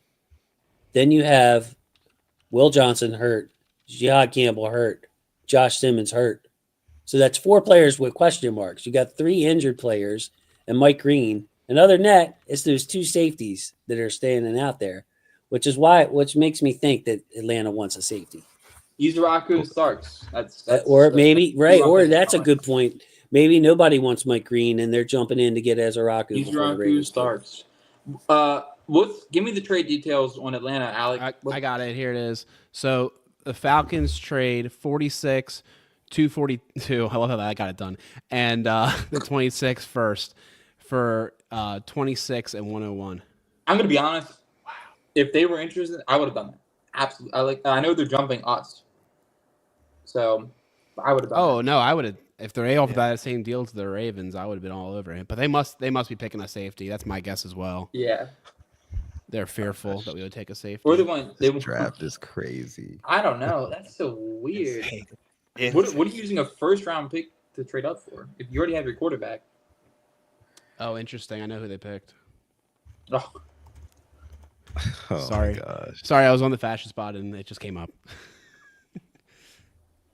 That's all right. Well, please do not ruin it. We will keep it for those that are trying to keep it a surprise. But Look, man, I That's try to fun. find the pick stuff for you, and then it just popped right I up. mean, it's all good, bro. It's all If good. it isn't Jihad Campbell, I'm nervous. The Raven EDC, he loves BPA. He loves a Jihad Campbell, yeah. He loves an Alabama football player. Yep, Oh, there's very the- could well be. And I love how none of us are thinking even about Will Johnson anymore. You know, It's probably off the board. probably Ravens are off the picky. board. The Ravens are like me with food. They're picky. Oh man, the Ravens. Okay, are gonna Goodell, have- walk into oh. the mic. Mr. Goodell. No diggity. Let's bag it up. There's so Is it many even good Warrior? Is people. it Starks? Malachi Starks, probably. That's my best guess. And it is not. Mm. It is the man with reportedly 9 unpaid parking tickets. You're funny. You're funny. Bro, I mean, that's a nugget right there from our guy Bill Carroll. Dude, That- I'm Bill shaking Carroll. here. Bill Carroll told me that Pierce has 9 unpaid parking tickets. They jumped And for it, Pierce? not so many words. Not so many words is just like not a nice person. We weren't going to take Pierce. Yeah, I don't think you were. We weren't going to take Pierce. Why would they trade up? I don't think we were Look, gonna take Pierce. that regime is terrible. That regime's not going to last Yeah. very long. Flat out. I think it's one of those Pierce. classic. It takes 2 to tango, right? And they found the right tango partner. And that, I mean, look, this is how it worked. They called him up and they were like, "Hey, we're going to give you this," and they're like, "Fucking right!" Like, like okay, Yeah. sounds good. I guarantee you, the Rams just fell ass backwards into something that they're not too mad Yeah. about. Absolutely. I think the Rams are like, well, I guess we'll see Arch Manning next year. Like, they're probably like, okay. All right, take the that. Ravens on the clock. Here we go. Make your pick. Call your shot now. Oh my god! I'm gonna take Mike Green out of the equation. Yeah. Yeah. And just because of the Justin Tucker and everything else going on. It's gotta be Starks. I'm gonna predict that they take Starks, but this would be a good spot for Ezraku. And this would be a good spot for Maxwell Hairston, the playmaking corner. So who do we got, guys? Who are we? It's going to take? Ezraku. It is that Ezraku. time. Ezraku. I'm going Ezraku because like every They think Ravens you have beat Campbell. writer. I'm gonna be irate. This is Nate Wiggins 2.0. I'm gonna be irate. My heart says Ezraku. My mind says Starks. They're gonna. I'm gonna go with my boy Mink, and they're gonna go with Starks. That's my hunch. But hey, if they get him in Warrior, it'll be a meme. He was like, "What if they got tagged up with Kyle Hamilton? That'd be so sick." So Oh my gosh. I mean, I just they hope could it's not come back. Campbell. They could come back. Me and you, Yuri, will both be upset about that. But They I'm could come not. back. I'm not looking. I got Discord closed. All right. Yeah, I say I got my phone completely closed. All I'm right, not even Simply, did looking. you have a guess? Stop looking at your phone, Simply. I said Ezraku. I'm uploading videos. I'm sorry. I'm gonna have to. Okay. All right. Okay. Oh yeah, yeah. Well, let me he's- stop he's- the business. Oh, Let me that's stop the true. business. You got the highlights for all these guys ready already, huh? Yeah, he gets them up like in we're an at instant too. 200 videos for this draft. Yeah. Damn. I mean, you 200 just- is good. Now, It's did you like are you creating some assets on the fly for like the teams, or are you just like posting it? I'm just posting it. Yeah. I'm just posting it. Just get the thumbnail up. Nice. 200 videos. What a legend. Did Atlanta get information that the Ravens wanted James Pierce that bad? if they did, the Ravens are probably laughing at them. And the weird Yeah. thing is the Falcons were all cheering in the draft room like they just like stole. You know what I mean? Like, we got it. So Meanwhile, yeah, that was pretty wild, man. I'm gonna just point out something I heard that that earlier that might be valid. Eagles are trying to trade up. Will we trade back? Still be in the first. Lots of good players on the board. Let's get. I mean, I'll take the third from them. If they want to And like offer it. JP saying, the Ravens are famous for disinformation. So they could have sent like a paper boy down there to fool those guys in Atlanta. It wouldn't have took much. Well, the story has been Send the started. mailman. story has been started. We've been linked to it. Mailman said the Ravens are taking Pierce. Oh shoot, we better give Yeah. up a first round pick to get ahead of them. Yeah, We don't need those. Oh. an insider threat. You know. Poor Michael Penix. He might not have the best well constructed roster around him. Hey, look, they got 2 edge rushers now. They addressed the need twice. They did. So what wasn't it, Michael? Ravens are picking. Okay, so the pick is in. The Ravens are officially picking. So we got Ezeraku, Starks. Those are the 2 popular picks. I'm sure they're popular around Baltimore right now. Josh Simmons. If you love Josh Simmons, you want to keep Lamar upright now and in the future. If the medicals check out on Josh Simmons, he would be a very good pick too. In terms of my board, ignoring injuries, Simmons, Starks, Ezeraku. Man, the thing that's crazy too about this right now is I couldn't believe. If you told me all these guys would have been there, I wouldn't have believed you. But it's a crazy draft, and we did say how same-ish these picks were for a while, that it could go crazy. I'm still flabbergasted though that we could get a guy in the single digits on Jason Huddle Up Films illustrious big board. I mean, hey, the Mike Green stuff might be more serious than we thought. Well, I mean, sure, Mike Green, but I'm talking about Eamon Worry. Oh, well, hey, I stuck with my evaluation, said at the beginning of the show, saw Eamon Worry go for a guy that everybody was mocking in the first round to where you couldn't find him in any mock drafts. I'm sticking with my evaluation of Eamon Worry. He is a good football player. He's not a great football player yet, but he's a true junior. He's only 21 years old. Yep. He was a freshman All-American too. So you're looking at upside with a guy with those physical skills. People think he's just an athlete, not a good ball player. He's got things to clean up, but he would be just an exciting piece, a versatile piece, somebody that can run and hit with the best of them in this draft and cover the deep half, by the way, with all that athleticism and height. And we see a pick of the war room. The Ravens are celebrating and hugging. I would like agreement here that Jihad Campbell is a bad pick. It is. Agreed. Of all the needs we have, not it. Is that the? Oh no, never mind. It's last year's board. It always. Yeah, they like to put the last year's board in the background. Had me taking screenshots last year. Me too. When they put out the video to YouTube. Yeah, but I got to at least look back on the year before and see where we were right or wrong. Jihad Campbell, Nick Eamon, Malachi Starks. Man, could it be Josh Simmons? Could it be Jihad Campbell? Those are the Will Johnson, maybe. Let us see. Come on, Goodell. I can't take it anymore. This is the moment we've been waiting for. Thanks, everybody, for all your support. Love y'all. Make sure you check in. We will be here beyond this time and into tomorrow all day, too. My stream might be behind. I don't know how to catch it up. Okay, here we go. And it is the often mocked Malachi Starks is a Baltimore Raven. There we go. All right. Mink, I got text him. All right. Good job. Oh, so the Ravens with the 27th pick get the number 12 overall prospect on my board. Ecstatic about this. Big game experience and the profile easily projects the free safety. As you guys know, it is tough to get a true free safety. The Ravens get one, plays with plenty of anticipation. Play speed is a plus and impressive at the catch point with his timing and body control. There are hundreds, if not thousands, of Ravens fans right now looking up Malachi Starks highlights. And the first highlight they will see is one of the most impressive highlights you're going to see as far as an interception goes. And he's an effective tackler. And one of the things that I did not like is that he had a down season this year because he was moved around as a chess piece. So they took him out of that free safety position, asked to play some slot, asked him to play in the box, and he had a down year. And as you guys know, flexibility and positional versatility is pretty important to the Ravens. Yeah.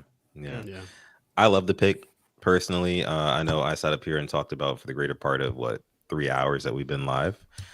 Edge rusher. But again, I couldn't be mad at the Ravens going for the best player available, and the fact that Malachi Starks happened, to fall to us. I think that it was kind of a no-brainer for where we were at. I think he's the perfect puzzle piece that you can fit in with a Kyle Hamilton. I think that the Ravens saw what moving Kyle Hamilton around last year did for the defense, and I think that bringing in a Malachi Starks kind of gives them a little bit more clarity on what they want to do, especially in that secondary. So Ravens still have a lot of their work cut out for them for the rest of this draft, but this is a good start. Yeah, I would add to that now we can go back to those cover 3 looks, and we can be comfortable in the fact that we have a deep safety that can be able to track downfield, especially play the post. It was an issue last year with Marcus Williams. You see the passes over his head.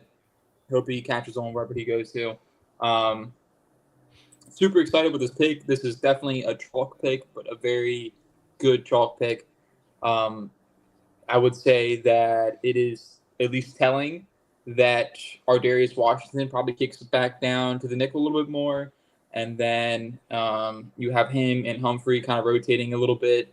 I don't think Starks will take 100% snaps right away, but I think it'll be some sort of 60-40 with him and Ardarius kind of rotating for a while until I would say week 6. I think you see Starks kind of take over that free safety, strong safety-ish role. The Ravens safeties are kind of undefined in terms of where they like to play them. So great pick. Glad, very, very glad. You would have seen a absolute crash out if Jihad Campbell was the pick here. Clearly, more going on with the shoulder than we are to be let on. And this back half of the first round and going into the second round, what I'd like to say is to the people that think this draft sucks or think there won't be good players available at the back end of the first and the early part of the second, clearly right now there's a lot of good prospects on the board if you're willing to take the chance on some of the medicals. Yeah, I want to take over for Yuri here for a second. JP Bugs, our guy Jason, checking in. Thank you so much. Sut, can you take it away with the rain call here? Wow. Yeah, man, our guy JP Bugs dropping the 20 piece in the chat, making it rain here on this episode of the Huddle It Up Films edition of the NFL Draft 2025. Thank you so much, JP Bugs. We appreciate you, brother. Love that. I wanted to build off of Yuri's point. It is really tough for a rookie to come in and play free safety and call the back end. So this pick kind of makes sense for the Ravens in that they still have Ardarius, and they have Kyle, of course. So you can break Starks in the right way and not put a ton on his plate. So yeah, love the pick from that perspective. Did not get the pass rusher we wanted right here, Sut, but maybe in round 2 we do. And all the leadership qualities and stuff like that's something that people talked about what Starks get. So you definitely get a positive person as well, a team leader on that field, which you need to be, by the way, if you're going to be calling the back end as a free safety. Safe to say the Ravens liked his answer about the color purple. Right? If you saw that clip. I didn't see that. What was that? That was absolutely the Ravens asking, how would you define the color purple to a blind person? Oh, yes. Yeah, and that was undoubtedly them.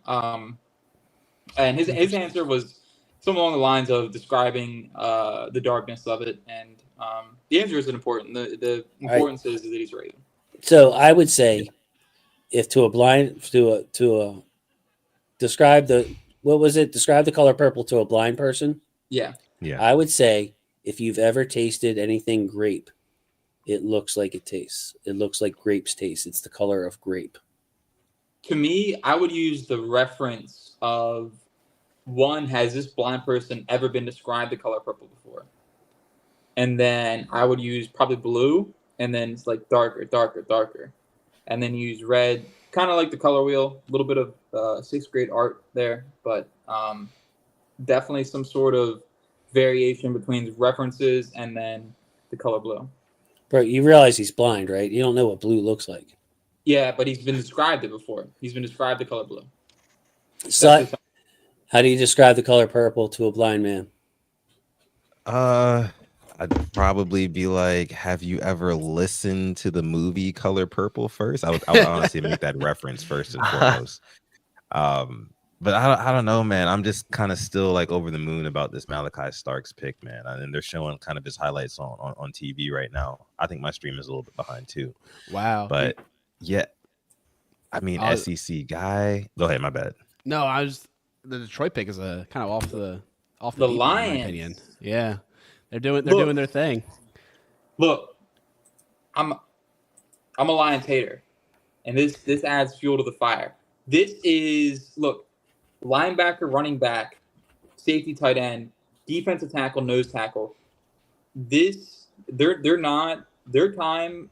They're like the Orioles. Their time has come, and in my opinion, their time is gone.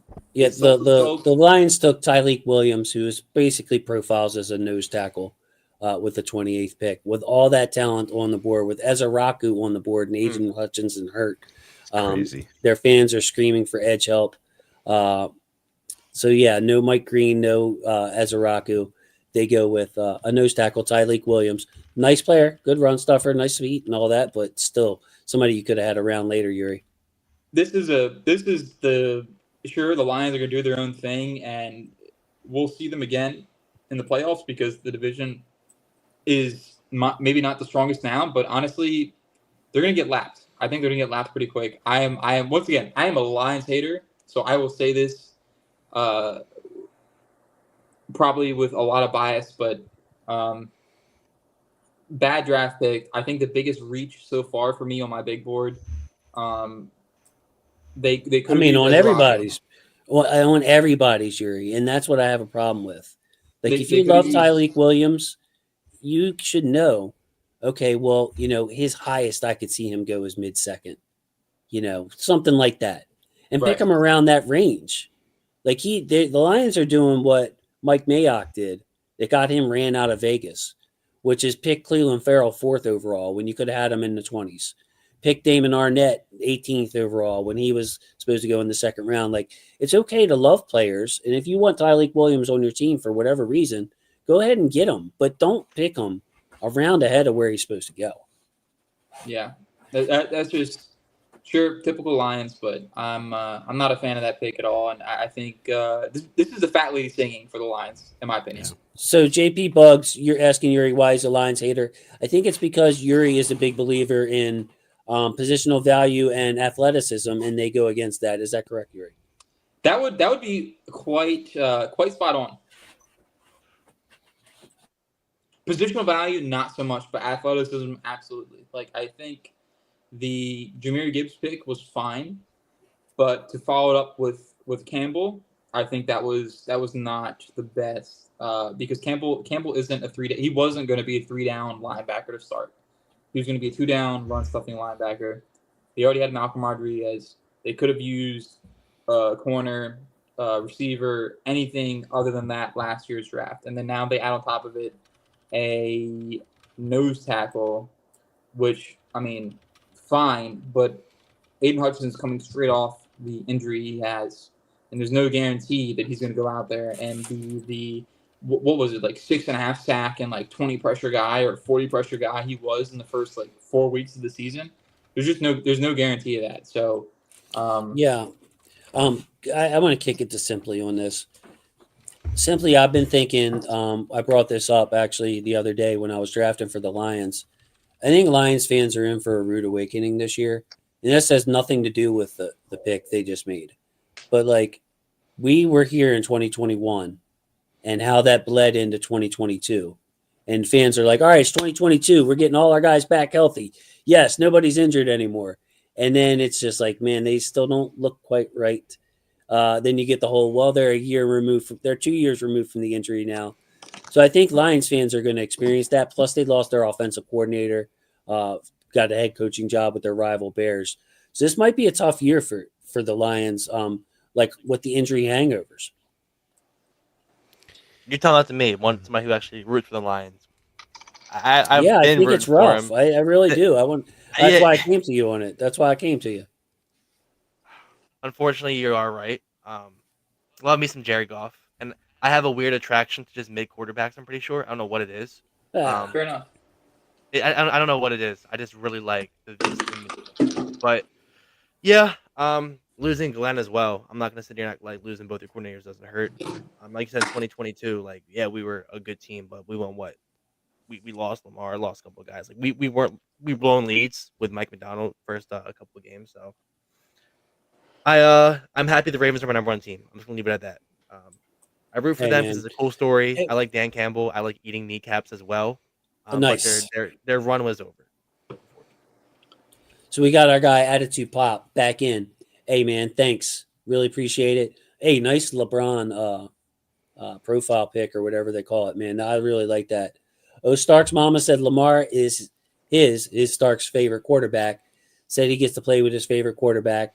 Now I like the pick even more, but our O-line won't hold up again next year. We will draft defense. We'll see. You know, Attitude Pop, I don't know how familiar you are with my channel. I'm not sure if you're coming from the Rain Gangs, but this is a big – I agree with you. I don't want to say our line won't hold up again. I'm just saying we are playing with fire. We are playing with fire. In my opinion, you got one of the best, if not the best quarterbacks in the game right now. You got one of the best, if not the best running back in the game right now. Your wide receiver room is good. Your tight end room is good. The only thing holding this offense back, you're in Monk in year 3, would be bad offensive line play. Why not make the offensive line as strong as you can to make sure your offense will be ranking high in those categories, number 1, as we saw in a lot of the league last year. Do we have the next pick? We may have Josh Connolly Jr. From the Washington Commanders. So there you go. Sut, it's about time for you to get out of here, right? Yeah, man, I'm going to go ahead and call it a night here, get working on this video before I get in bed, and I still got to eat some dinner. But it has been a pleasure hanging with you fellas, and the first night of this draft has been surprising to say the absolute least. I am happy about the Malachi Starks pick. I see a couple people on Twitter, including our good, I guess you could say, a peer in this space, Coach Evans, Sip to Tally Films. He said he was very disappointed in the Malachi Starks pick because he also wanted edge as well. And I kind of still feel that, but there's still a lot of talent left in this draft. I'm going to continue to look at your big board, Jason, to kind of track what we got going on for the rest of tonight and then also going into tomorrow as well. But again, just want to appreciate you for having me and Alex on, hosting the Purple Rain Podcast's draft stream this year. It's been a pleasure, bro. And each and every one of you guys, of course, Alex, Yuri, Alec as well, has been really good chopping up with you guys. And I'll catch you guys on the flip side. Sutton, love you, bro. You know it. And very proud of you for the way that you move, on camera, off camera, down there in Texas now. But I'd be more than happy to come on with you guys. You know it, Alex, if you need me, after the draft to go over it and do a draft type show. But I consider you guys, very, very close vibes to what I like to have on my channel. So I really appreciate you doing this, and joining us for tonight. Of course, man. Love you too, man. And like you said, like you have right behind you, football is family. And if you ever disagree with that, if you're listening to my voice right now and you disagree with football is family, just go to a barbershop. Right, just go to a barbershop and just sit in there, and you'll realize that football and sports is family. So again, appreciate y'all, and I'll catch y'all later. Love you, bro. All Take care. Have a good night, bro. All right. There he goes. Legendary Sutton Def. Legendary voice.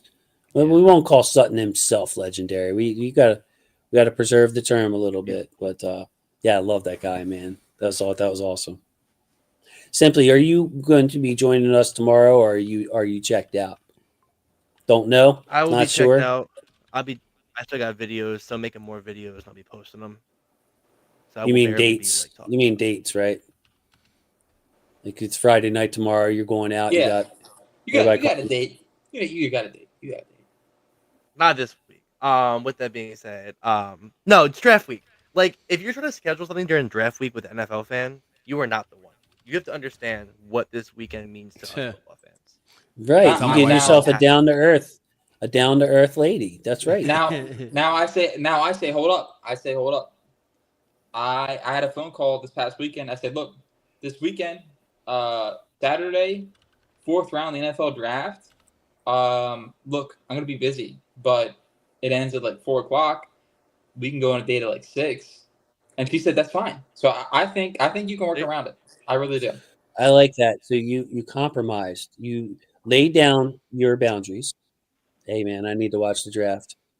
but you also gave her the attention. So that was it. That's good. You're working together a little bit. Yeah. Now tomorrow night, am I free at all? No, I'm not. Day two is where championships, where the Ravens have the opportunity to take some really good players that fall. So will I be free then? No.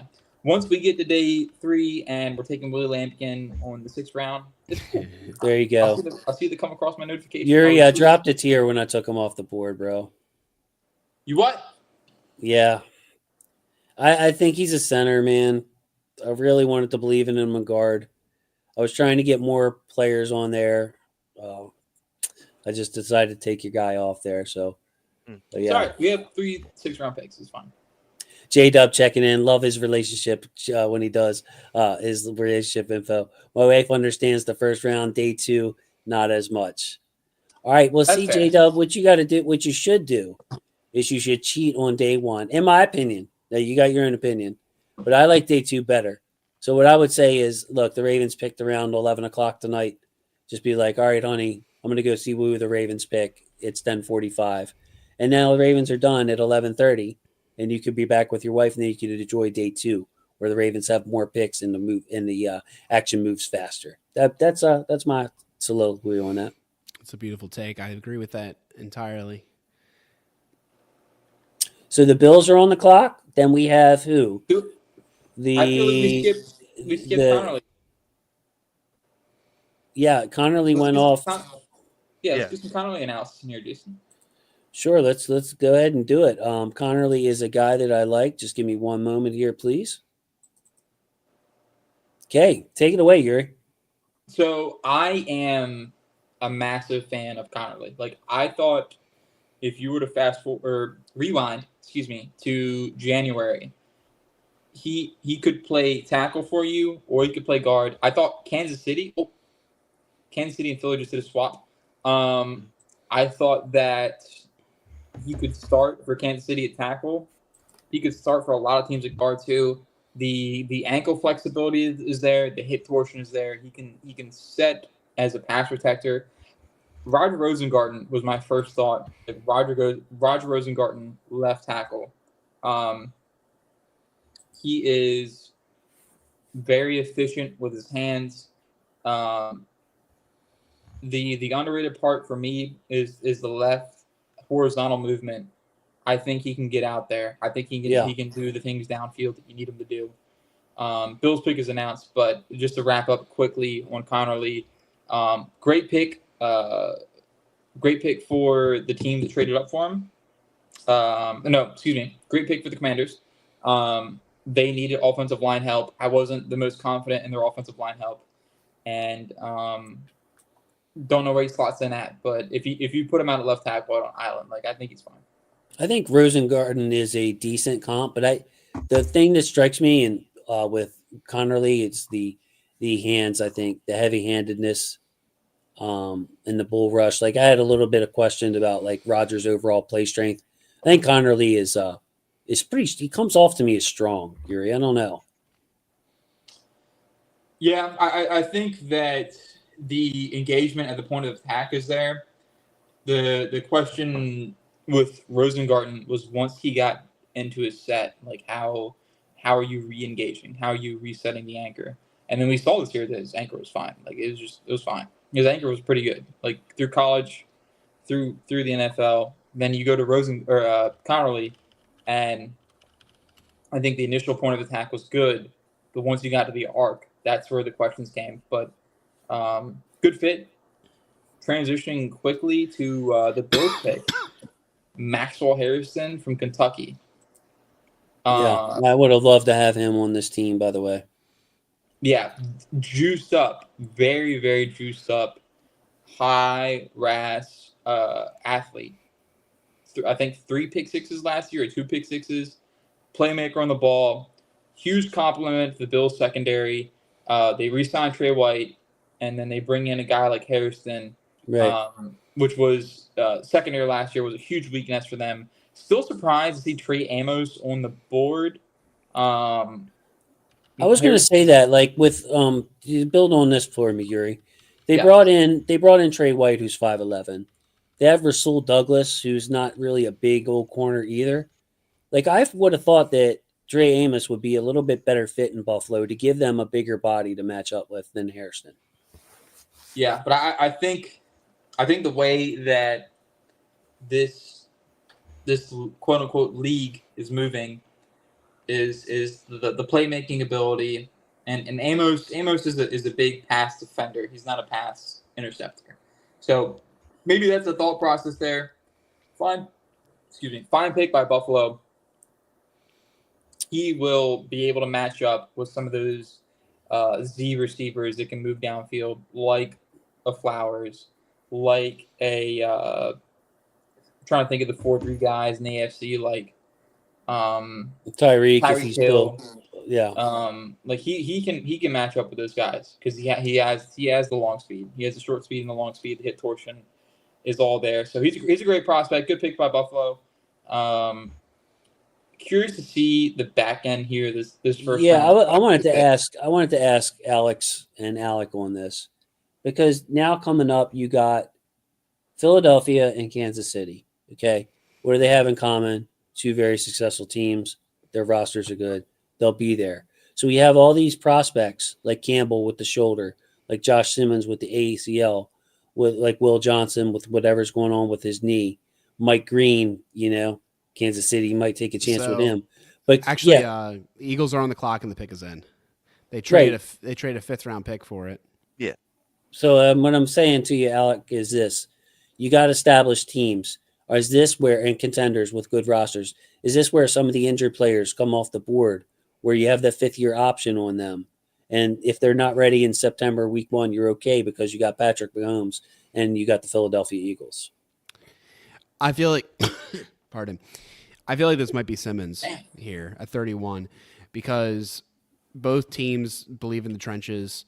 They know that, Sumateia first year wasn't looking sharp.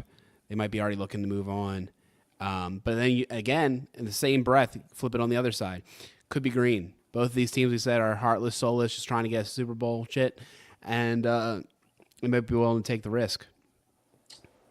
Yeah, so that's a yes. I think it's one of those two. Yeah. So that's a yes for you as well, Alex. Like, with these teams, as good as they are in their style, player with character like Mike Green, injured players, maybe they're more likely to go here with these two teams. Yep. I'd more so say the Eagles. Like, the Chiefs offseason really hasn't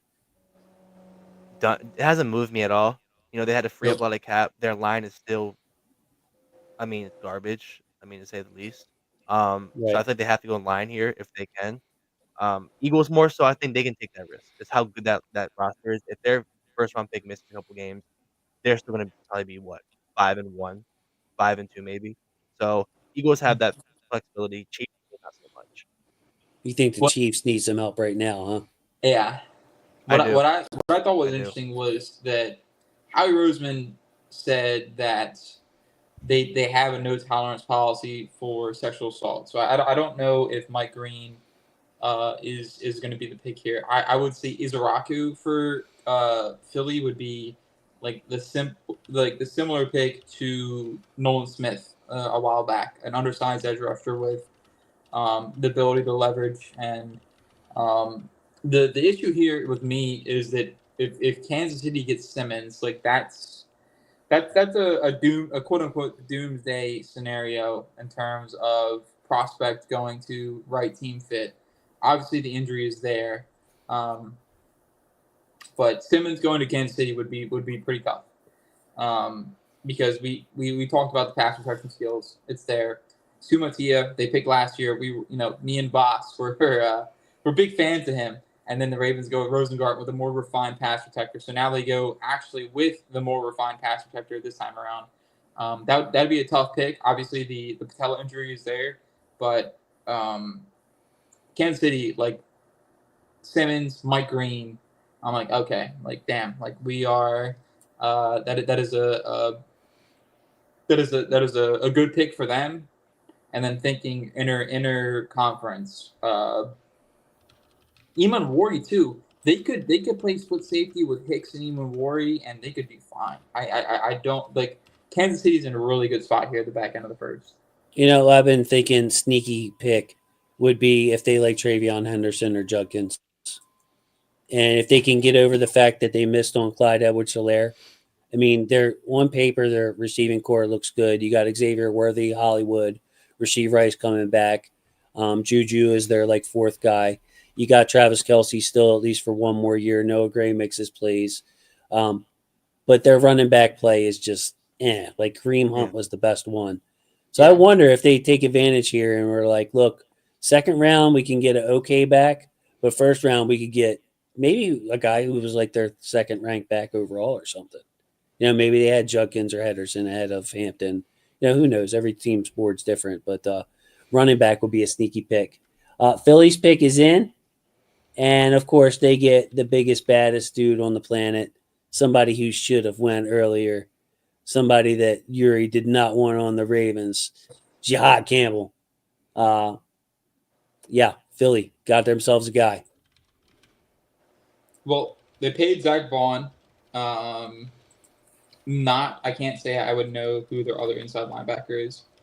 But yeah, I mean, Philly loves being similar to the Ravens. Fangio with the cover 4 defense, they can run some interesting packages in terms of blitz looks. They don't blitz a lot, but if you think you can line Campbell up on the edge, or if you want to drop him back into a zone drop, I think you can do either for them. So it's a nice pick for them.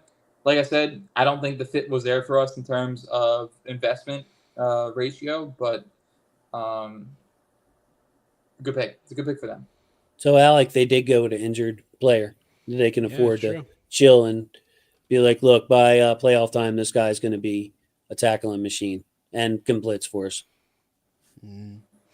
Yeah, I mean, it makes a ton of sense. Look, this is the luxury that good teams get is, they don't get to draft high, but they get to take whatever's left over because these teams that are desperate for immediate production, look past these things, which is funny because they're desperate for immediate production just so they can get a worse draft pick next year because they ain't contending.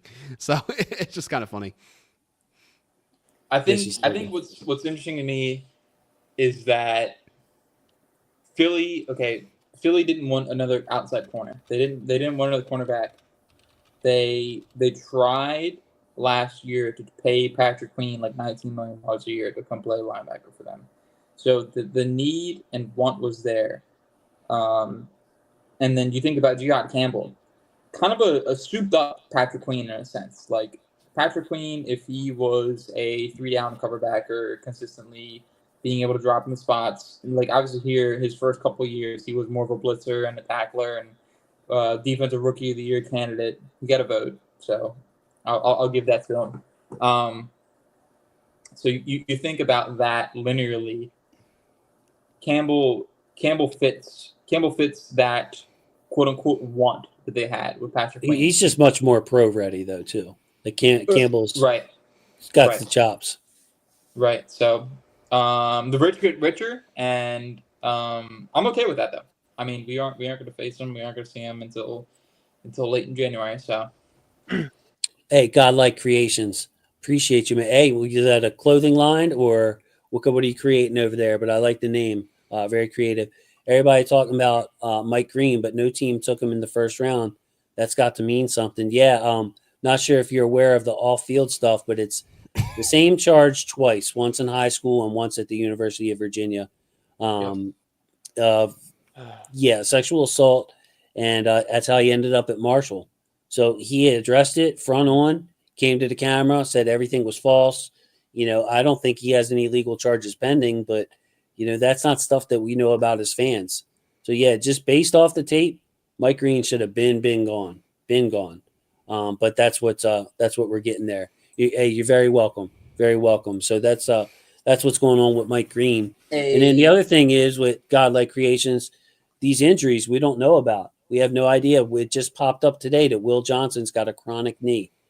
Josh Simmons could have been the number 1 left tackle in this draft, still on the board because he had tore his ACL this past season. So much that we don't know, guys. Yeah, there's no way he makes it. Oh, go ahead. Oh, sorry. a team like Dallas, right? Like Sam Williams, if you remember back to that draft class, he had a lot of off the field concerns. I think injury wise, in terms of legality, a team like Dallas could absolutely be in play for Mike Green going into tomorrow. I think right here, Kansas City, there's no way. There really is to me no way they pass from Josh Simmons. Like they wanted that tackle prospect last year. They swung on it. They missed. Sumatia was just not at year one. And then you go to tomorrow, like these first couple of picks, like we're looking at like quarterback, running back, Cleveland especially. They could double up. Cleveland could go quarterback. Henderson at that 101 pick, and then they go Milrow the next pick, and then all of a sudden Cleveland looks like an absolute legit running threat. And then you have Tennessee, who could take Burden. You have Houston, who also take Burden. This is an interesting way to set up day two, but I think the biggest thing to me is Chicago has 2 picks back to back, almost back to back, pretty much. And then early, New Orleans, too, right? New Orleans, It's early on, it's like 39 and 41 or something. Yeah. And I think what they do there will determine how the 40s and 50s play out in the second round. So going into tomorrow, Simply and Alec, what about the Ravens' needs? Like, okay, we got the safety out of the way. How do you see them going? Your second and third round pick. These are guys that you hope or project even to be starters, and guys that can contribute right away. You know what I mean? Like we might have to rely on them this year. So are you looking at corner? Are you looking at edge? What kind of position are you looking for? And then secondly, if you can speak on the possibility of the rumored Andrews trade actually happening.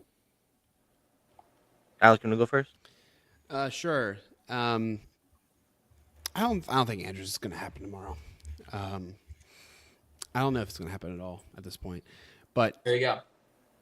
I do think tomorrow you're looking at edge and you're looking at guard potentially, but I don't know if it's going to have a fit. I think they're going to end up with an edge, and I do think D-line is going to get tackled as well. And that's what I would put my money on is edge and D-line. By the way, kind of crazy if you think about it, that the top 3 picks could very easily go all defense when I felt like the defense last year wasn't so bad. But I guess in the same breath, the offense wasn't so bad either. You're just trying to amplify strengths. There he goes. Josh Simmons off the board. And with that, hang on for just 1 second. The top 5 tackles all off the board. My top 3 interior offensive linemen all off the board. So that's 1/4, a quarter of the picks. 8 out of 32 picks were on offensive linemen.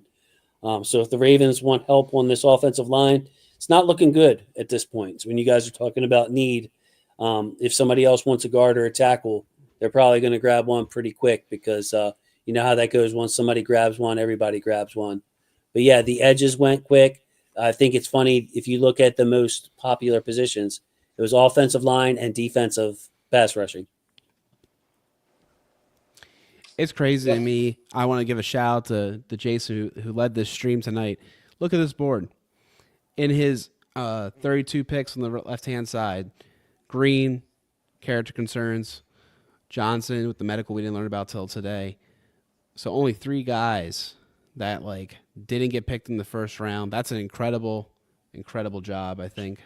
I know obviously 2 of those guys were off the board with the quarterbacks, but still, I think we gotta give props, man. That was a really good job. I think the one, thank you, man. I think the one I'm disappointed in is Ezeraku. Maybe that was my personal bias, but okay, if Will Johnson's hurt, I didn't know about that. Mike Green, yeah, but Eamon Worry and Ezeraku were misses for me. So yeah, I definitely have to take that on the chin. But I don't think that's crazy though, man. Safety is a devalued position. We know that. It's how we got Hamilton. And then, Ezeraku, that I would say that is legitimately surprising, but also not crazy because we all thought at 27 it was a high chance pick. So I mean, there are only 5 other people that could have picked him. So he could go early day 2. I think he will. Yep. I don't think you're going to look too silly. Especially the Browns having two of those picks. I think they snatch them up pretty quick. Yeah, for sure. Quarterback Ezeraku, and they call it a day. Sounds reasonable to me. Well, I want to thank everybody for joining us tonight. A lot of traffic in the comments. A lot of people joining us on Purple from the Purple Rain Gang, Purple Rain podcast. It's just awesome. Football family over on Huddle It Up Films. Plenty of people you can see on the big board right now. Looks like about 20 people on the big board right now, even after the Ravens have picked. So a ton of support out there. I love it. And of course, thanks to you guys. You know it, man. Thanks. Thank you, sir. So tomorrow we will be back for day 2 of the draft. Start time is 7:00 instead of 8:00. So we will be ready to talk some prospects. We'll have more slides up here. We'll be updating the big board. Thank you to my football family. Love my football family. And with that, say goodbye, everybody. Good night. See ya. See ya.